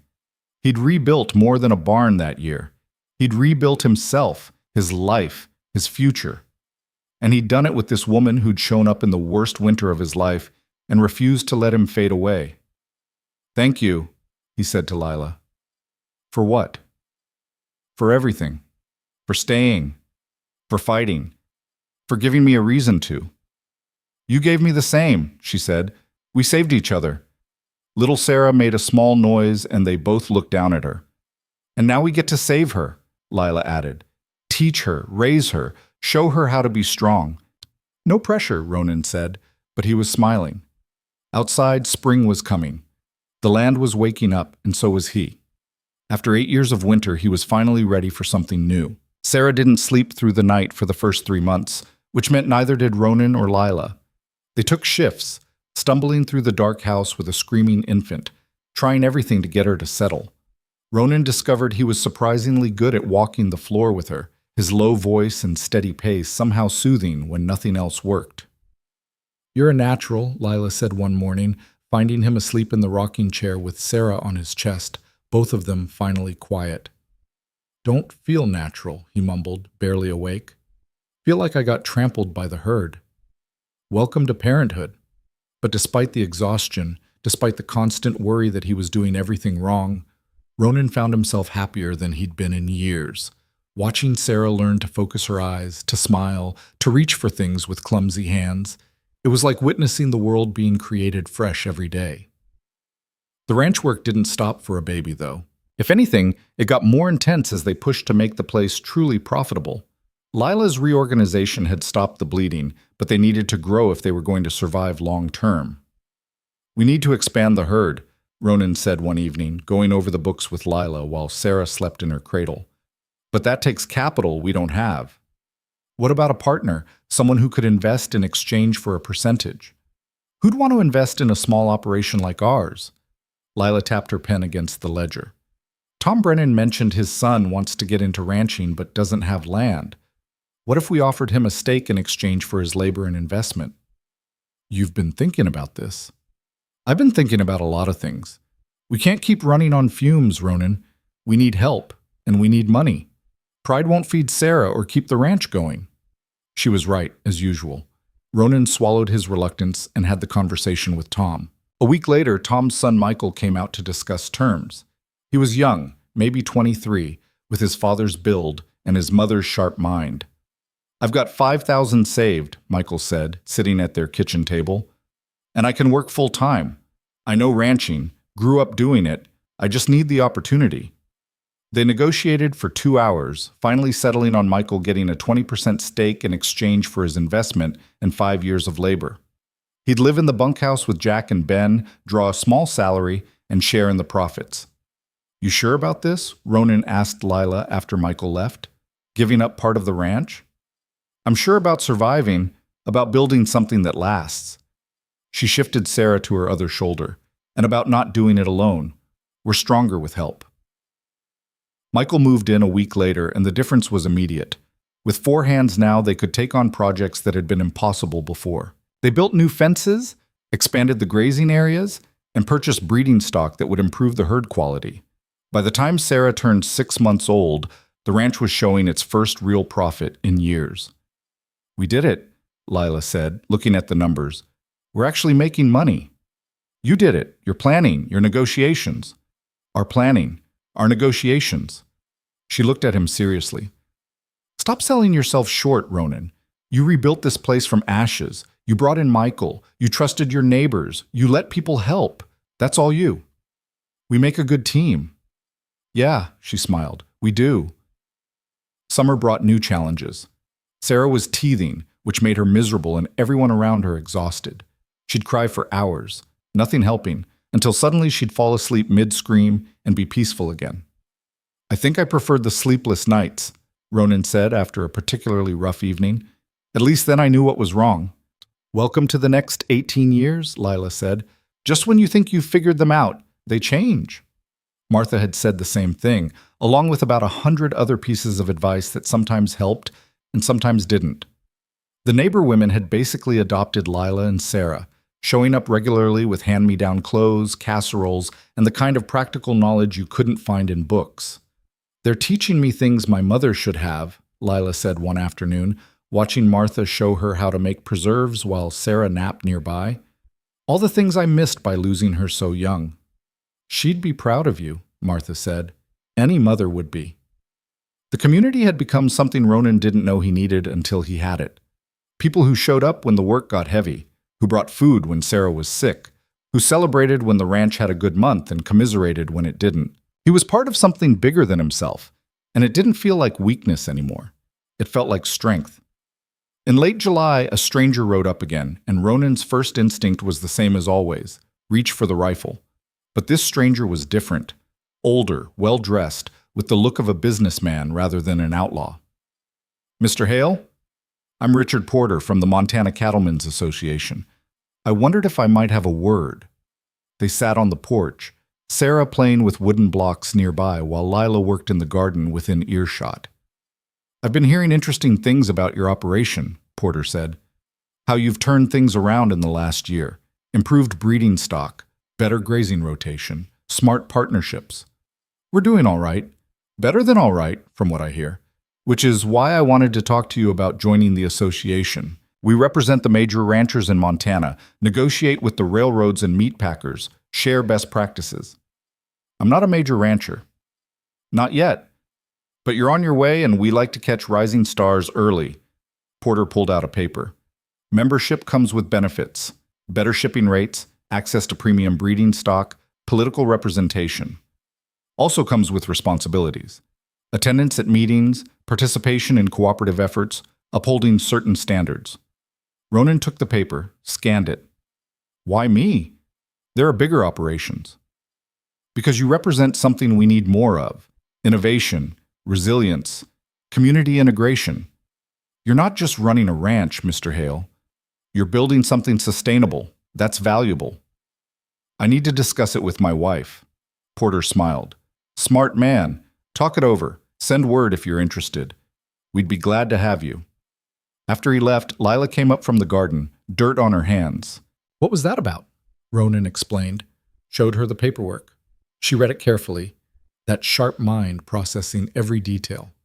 You should do it, she said finally. You think? I think you've spent 8 years hiding from the world. Time to step into it. She handed back the paper. Besides, better shipping rates alone would boost our profits. Everything else is just bonus. So Ronan joined the Cattlemen's Association, attending his first meeting in Helena that September. Walking into a room full of successful ranchers made every insecurity flare up, but he forced himself to stay, to listen, to contribute when he had something to say. Turned out people were interested in what he'd done with the ranch, how he'd brought in a partner, how he'd restructured the finances, how he'd built community support. You're not just running a business, one older rancher said. You're building a legacy. That's the difference. The phrase stuck with him. A legacy. Something that would outlast him, that Sarah could inherit if she wanted, that meant something beyond just survival. He came home energized, full of ideas. Lila listened to all of them, helped sort the practical from the impossible, and they made plans. We're going to make this work, Ronan said, looking at their future mapped out in notes and numbers. Really work. I know, Lila said. I never doubted it. Sarah's first birthday came in early April, marked with a small gathering of neighbors. She'd started walking the week before, toddling around with more enthusiasm than coordination, and spent the party showing off by falling down repeatedly and laughing about it. She's fearless, Martha observed. Gets that from both of you. She gets the stubbornness from her mother, Ronan said. And the brooding from her father, Lila shot back. I don't brood. You absolutely brood. You're brooding right now. Everyone laughed. And Ronan realized this was what happiness looked like. Not some grand achievement or dramatic moment, but this: friends, family, his daughter covered in cake, his wife teasing him. It was enough. More than enough. That night, after everyone had gone and Sarah was asleep, Ronan found Lila in the nursery standing over the cradle. You all right? He asked. Just thinking. About? About how different my life could have been. If your mother hadn't sent that letter, if I hadn't taken the chance, if I'd stayed in Boston. She turned to him. I'd probably be dead by now, or wishing I was. Don't think about that. I'm not sad about it. I'm grateful. Every single day, I'm grateful for this life, for you, for her. She gestured to Sarah. I just want to remember to appreciate it, to not take it for granted. Ronan pulled her close. I know what you mean. I spent so long in the dark that sometimes I still can't believe this is real, that I get to have this. We both get to have it. That's the miracle. They stood there in the quiet, holding each other, while their daughter slept peaceful and their ranch stood solid around them. But peace never lasted forever in Montana. The trouble started in late May, when Michael came back from town with news that the railroad was planning a route change. Instead of running through Helena and servicing the local ranchers, they were talking about pushing north through the Blackfoot territory. That'll add 100 miles to our cattle drive, Michael said, spreading a map on the table. Maybe more. And the drovers' fees will eat our profits alive. Can they do that? Lila asked. Just change routes? They can do whatever they want. They're the railroad. Michael tapped the map. There's talk of forming a cooperative drive, pooling resources with other ranchers to negotiate better rates, but it'll still cost more than what we're paying now. Ronan studied the map, seeing the problem. The railroad was their lifeline to market. Without good access, they couldn't move cattle efficiently, couldn't compete with bigger operations that had their own alternatives. What about driving to a different railhead? He asked. Billings is an option, but that's 200 miles. We'd lose weight on the cattle, lose time, risk stampedes or rustlers. Michael shook his head. It's not a good solution. The Cattlemen's Association called an emergency meeting. Ronan rode in with Tom Brennan, both of them grim. The meeting was chaos. 50 ranchers all talking at once, some wanting to fight the railroad, others wanting to accept the new terms. A few suggesting they band together and refuse to ship until the railroad negotiated. That's suicide, someone shouted. We'll go bankrupt before the railroad blinks. So we just roll over, let them dictate terms? Porter, running the meeting, finally got everyone quiet. We need a unified strategy. Fighting amongst ourselves helps nobody. They debated for 3 hours, getting nowhere. Finally, Ronan stood up. What if we built our own spur line? The room went quiet. Explain, Porter said. The railroad's changing routes because servicing us isn't profitable enough for them. Fine. What if we pooled resources, built a spur line from Helena to connect with their new route? Make it profitable for them to service it. You know what that would cost? Someone asked. I know what bankruptcy costs more, and I know that together we've got the capital and labor to make it happen. Ronan pulled out calculations he'd been working on. I ran numbers. If 20 ranches invest, we're looking at about $2,000 per ranch. That's manageable. It's risky. Everything's risky, but at least this way we control our own access to market. The debate raged for another hour, but Ronan's proposal gained traction. By the end of the meeting, they'd formed a committee to investigate feasibility, with Ronan as one of the key members. You just volunteered us for a whole lot of work, Lila said when he explained it that night. I know, but if we pull it off, we secure our future. I get it. She looked at their daughter, now sleeping soundly. And her future, too. The spur line project consumed the next 6 months. Ronan spent half his time in meetings, negotiating with engineers and railroad officials, managing the complex politics of getting 20 independent ranchers to agree on anything. It was exhausting, frustrating work. But it was also exhilarating. He was building something that mattered, something that would help not just his ranch but the entire community. Lila managed the ranch in his absence, proving she was as capable a manager as he was. She worked with Michael in the hands, made decisions about breeding and sales, and kept everything running smooth. I don't need you as much as I thought, she said one night, half joking. Should I be worried? No, you should be proud. We built something strong enough that it doesn't fall apart when you're not here every second. By November, they'd secured the funding, hired the engineers, and broken ground on the spur line. The railroad, seeing the commitment, agreed to service it once completed. We did it, Porter said at the celebration meeting. Against the odds, we actually did it. The project wouldn't be finished until next summer, but the hard part was done. Ronan came home exhausted but satisfied. No more committees for a while, he told Lila. I'm done with politics. Sure you are, she said, knowing him better than that. Winter came hard again, but this time they were prepared. The ranch was profitable, the barn was solid, and they had enough stored food and supplies to weather anything. Sarah turned 2 just after New Year's, talking in full sentences now and getting into everything she could reach. She had Lila's sharp mind and Ronan's stubbornness, a combination that promised interesting teenage years. She's going to be a handful, Martha said, watching Sarah argue with another child over a toy. She already is, Lila said fondly. One February morning, Lila was sick again. Not Sarah sick or food sick, but the same morning sickness she'd had with her first pregnancy. No, she said, staring at the basin. No, we just got things under control. But the doctor confirmed it 2 weeks later. Another baby, due in October. Ronan's reaction was complicated. Joy, certainly.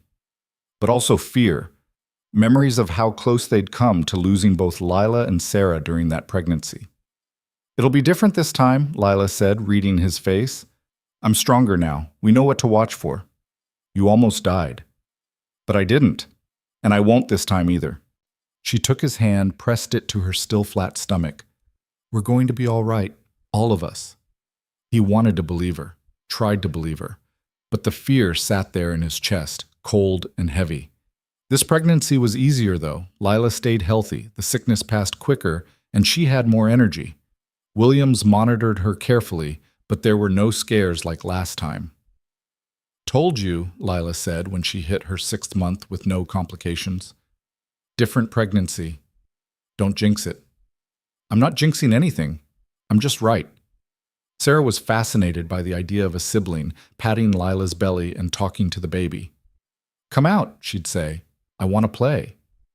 Not yet, Lila would tell her. Baby needs to grow more first. The spur line was completed in August, a month ahead of schedule. The first cattle cars rolled through to massive celebration. Shipping costs dropped by 40% overnight, and every rancher in the cooperative saw immediate profit increases. You changed the game, Porter told Ronan at the completion ceremony. Single-handedly changed it. Wasn't single-handed. Took all of us. But you let it. That matters. Ronan looked at the steel rails stretching toward the horizon, at the ranchers celebrating around him, and felt pride. Not the hollow, bitter pride of survival, but real satisfaction in building something that lasted. He was becoming the man his father had been, the man Thomas always believed he could be. The labor started early October, 2 weeks before expected. But this time, there was no panic, no fear. They knew what to do, had supplies ready, had Williams on standby. Here we go again, Lila said as the first contractions hit. This labor was shorter, only 8 hours. And when their son was born, healthy and loud, Ronan felt the same overwhelming rush of love and terror he'd felt with Sarah. Thomas, Lila said, looking at the baby. We should name him Thomas. Ronan's throat closed up. You sure? Your brother deserves to be remembered, and this little one deserves to carry that legacy forward. He took his son, this tiny person named for the brother he'd lost, and felt something break open in his chest. Not grief this time, but release. Thomas was gone, but his memory could live in something other than pain. Hello, Thomas, he whispered. You've got big shoes to fill. Sarah met her brother with cautious curiosity, poking his face and declaring him squishy. Babies are squishy, Lila explained. He'll get less squishy as he grows. When? Soon enough. The ranch settled into new rhythms with 2 children. Sarah helped where she could, mostly by getting underfoot and asking endless questions. Thomas slept and ate and grew, easier than Sarah had been, but no less demanding. Ronan found himself splitting time between ranch work and family in ways he'd never imagined, teaching Sarah to ride on the gentlest horse, walking the floor with Thomas when he fussed, helping Lila with the 1,000 small tasks that came with managing both a household and 2 small children. It was exhausting. It was chaotic. It was perfect. One evening in late November, after both children were finally asleep, Ronan and Lila collapsed on the porch despite the cold. We survived another day, Lila said. Barely. But we did it. She leaned against him. We're doing it. Building this life, raising these kids, keeping the ranch going, against all odds. You ever regret it? Coming here? Not once. You? Not even a little. They sat there in the dark, watching the stars come out over the mountains. The ranch was quiet except for the wind and the distant sound of cattle. Inside, their children slept safe and warm. I love you, Ronan said. The words still felt strange in his mouth, unfamiliar, but true. Lila smiled. I know. You're terrible at saying it, but you show it every day. I'm trying. I know that too, and I love you for it. She kissed him softly. We made something good here, Ronan. Out of nothing, out of desperation, we made something worth having. We did, he agreed, and we're not done yet. Winter came and went. Spring arrived with new calves and the usual chaos of ranch life. The children grew, the community thrived, and the Hale Ranch stood solid against whatever Montana could throw at it. Ronan had spent 8 years convinced his life ended the night his brother died. Turned out, it had just been waiting to begin. All he'd needed was someone stubborn enough to stay, brave enough to fight, and crazy enough to believe he was worth saving. He'd found her on the worst day of his life, and she'd been saving him ever since. The years moved faster than Ronan expected, each season blending into the next in a rush of work and noise and life. Sarah turned 5, then 6, becoming more fearless with each passing month. She learned to ride before most kids learned to read, sitting tall in the saddle on the mare Ronan bought specifically for her.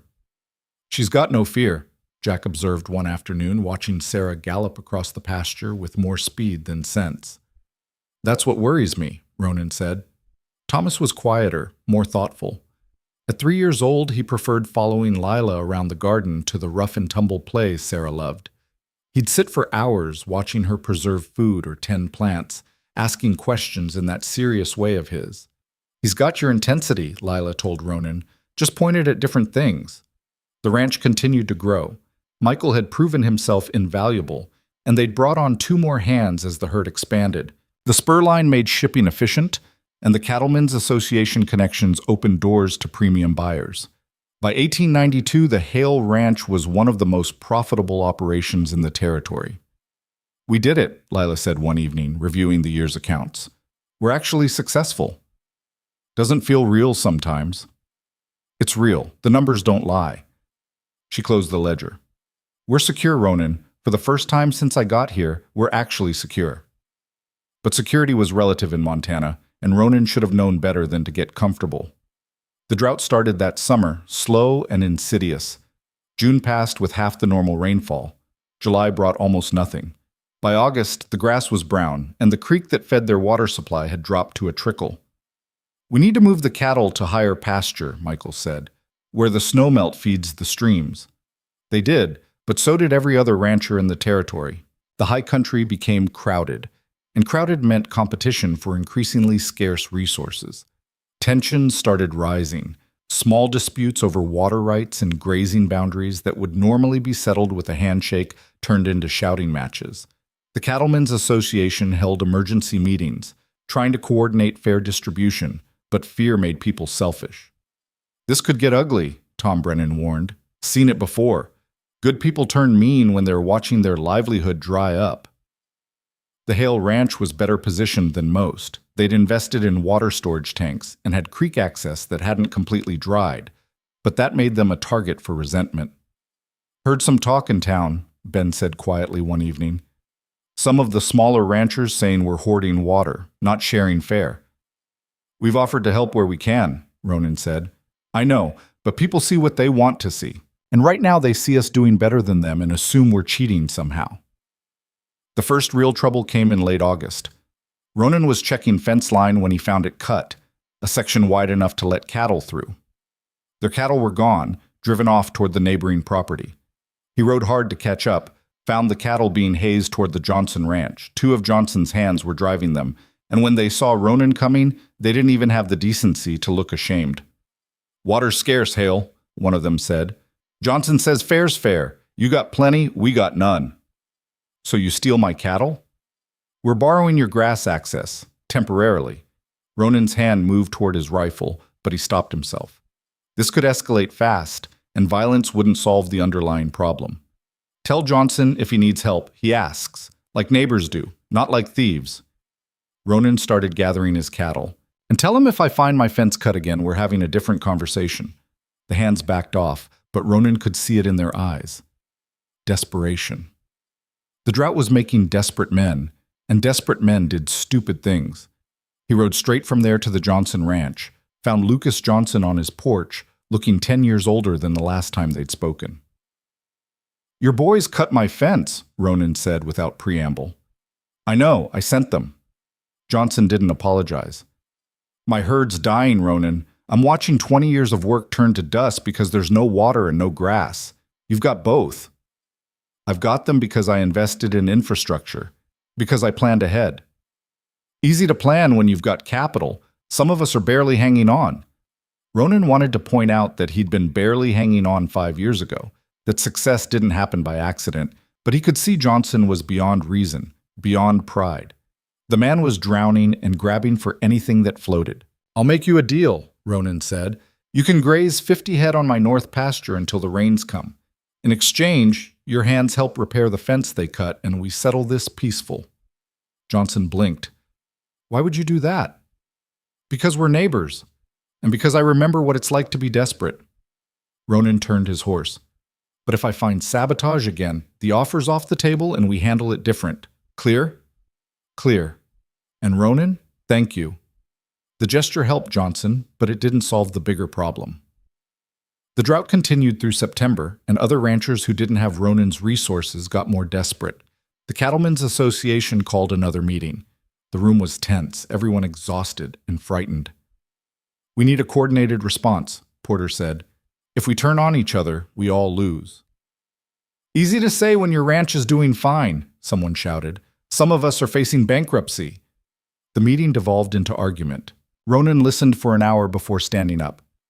I've got a proposal, he said. We create a cooperative emergency fund. Those of us with resources contribute capital. Those struggling can borrow interest-free until the drought breaks. When it does, they pay back what they can, when they can. That's charity, someone said. It's survival. My ranch is profitable because I had help when I needed it.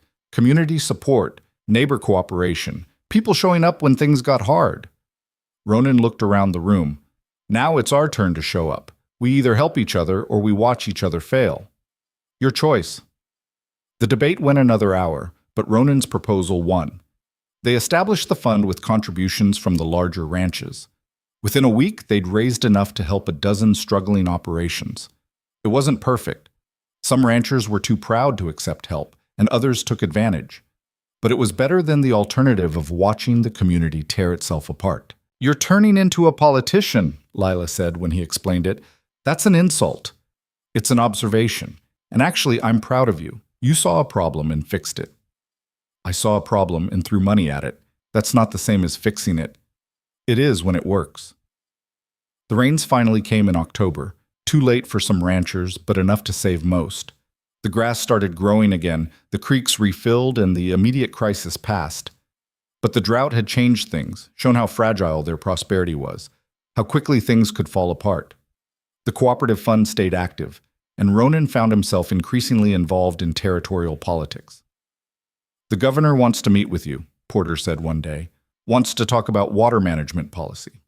I'm a rancher, not a... You're a rancher who solved a crisis the rest of us couldn't figure out. That makes you valuable. Ronan went to the meeting expecting to be out of his depth. Instead, he found himself speaking with clarity about practical solutions, water storage requirements, grazing rotation mandates, cooperative resource management. The governor listened, took notes, and 6 months later signed several of Ronan's suggestions into territorial law. You're making a difference, Lila said, a real one. I'm just trying to keep the ranch going. You're doing more than that. You're building a future, not just for us, but for everyone. At home, the children grew. Sarah turned 7 and started school in town, riding in with Ben 3 times a week. She was bright and quick, making friends easily, bringing home stories and questions in equal measure. Miss Peterson says I'm good at arithmetic, she announced one evening.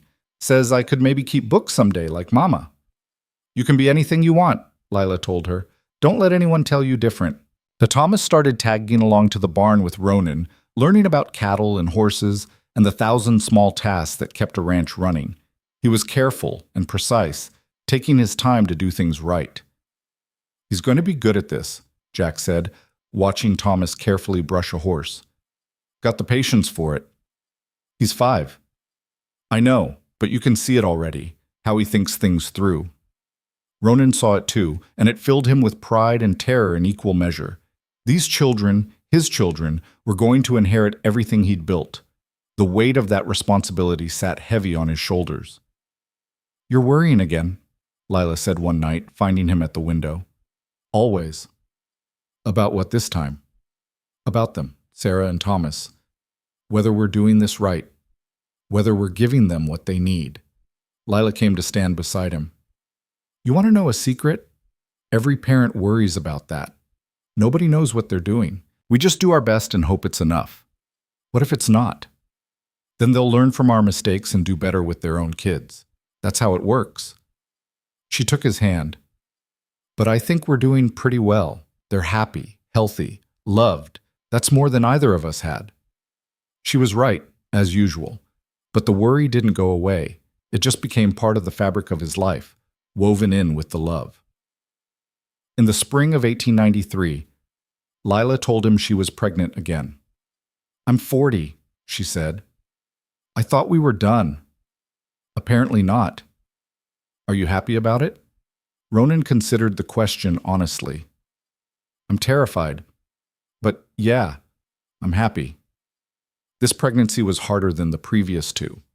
Lila tired easily, couldn't keep food down, and Williams warned them she was at higher risk given her age. You need to take it easy, the doctor said. No heavy lifting, plenty of rest. I'll rest when I'm dead, Lila muttered, but she did slow down. Reluctantly. Sarah helped where she could, suddenly very grown up at 7.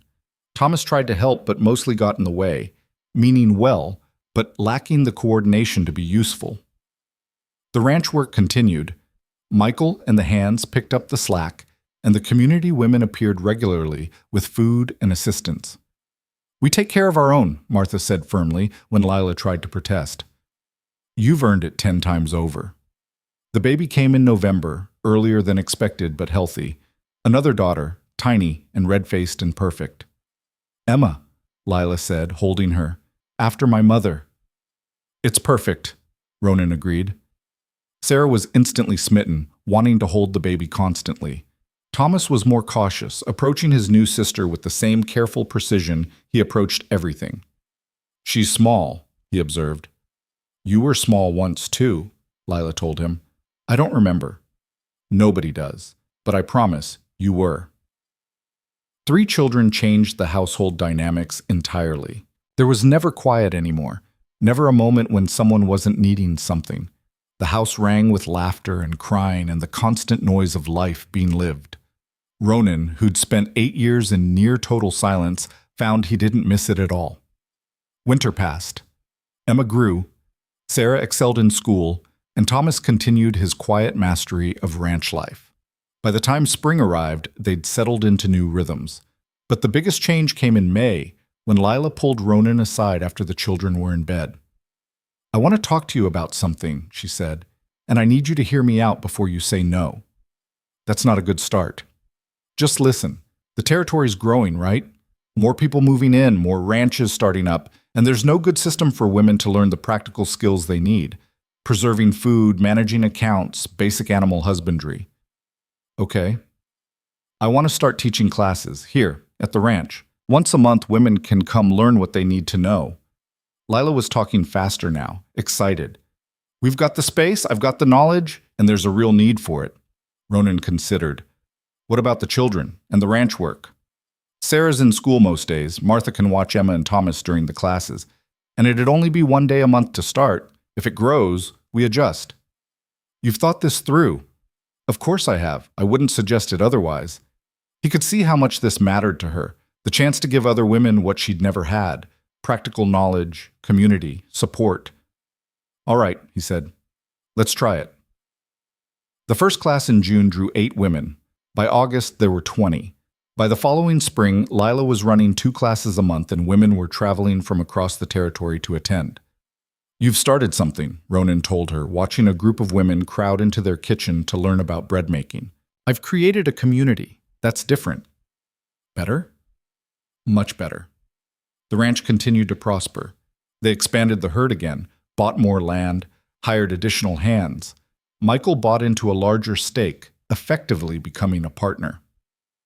We're building an empire, he joked one evening. We're building something that lasts, Ronan corrected. That's different from an empire. Sarah turned 10 and announced she wanted to learn to break horses like her father. Ronan's first instinct was to say no, to keep her safe, but Lila gave him a look that said he better think twice. You can learn, he told Sarah, but you do it my way, following my rules. No shortcuts, no showing off. Yes, sir. She proved to be a natural, with better instincts than Ronan had at twice her age. By 12, she was helping with the training program, gentling young horses with patience and skill.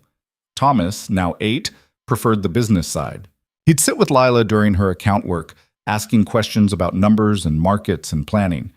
He's going to be running this place someday, Lila predicted. The whole operation, not just the cattle. What about Sarah? She'll run it with him, or run her own place. That girl's got too much fire to work for anyone. Emma was still small, but already showing signs of having inherited the stubbornness that ran through the family like a genetic marker. She's going to be trouble, Jack said fondly, watching 3-year-old Emma argue with a chicken that wouldn't move out of her way. They're all trouble, Ronan said. Best kind there is. Years continued to pass. The territory became a state in 1889, bringing new opportunities and challenges. The ranch adapted, growing with the times, incorporating new techniques and technologies as they became available. Ronan turned 40, then 45. His scars had faded to pale lines, and the grief that once consumed him had mellowed into something softer. Memory without the sharp edge of pain. He still thought about Thomas, his brother, but now the memories brought more smiles than tears. He could remember the good times without being dragged into the bad. "You're different," Lila said one evening, the two of them alone on the porch after the children had gone to bed. "Than when I first met you." "Better or worse?" "Better, definitely better. You smile now, laugh, actually participate in your own life instead of just moving through it. I had good motivation to change. We changed each other. That's how it works." They'd been married 15 years. 15 years of building a life from nothing, of facing down threats and drought and bankruptcy, and somehow coming through stronger.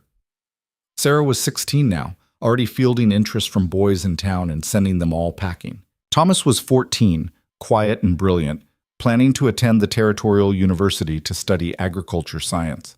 Emma was 8, loud and fearless, and absolutely certain she was going to be a veterinarian. "We did good," Ronan said, looking at the life they'd built. "Against all odds, we did good." "We did great," Lila corrected. "We built something worth having." The ranch spread out before them in the dusk, solid and prosperous. The barn they'd rebuilt from ashes now had additions. The house had been expanded twice to accommodate the growing family. The land was healthy, the cattle thriving, the community strong. It was everything Ronan's father had dreamed of, and more than Ronan had ever thought possible. In the distance, they could hear the children. Sarah teaching Emma to rope fence posts, Thomas reading on the porch, all of them safe and happy and home. "I need to tell you something," Lila said quietly. Ronan tensed automatically. After all these years, those words still carried weight. "What?"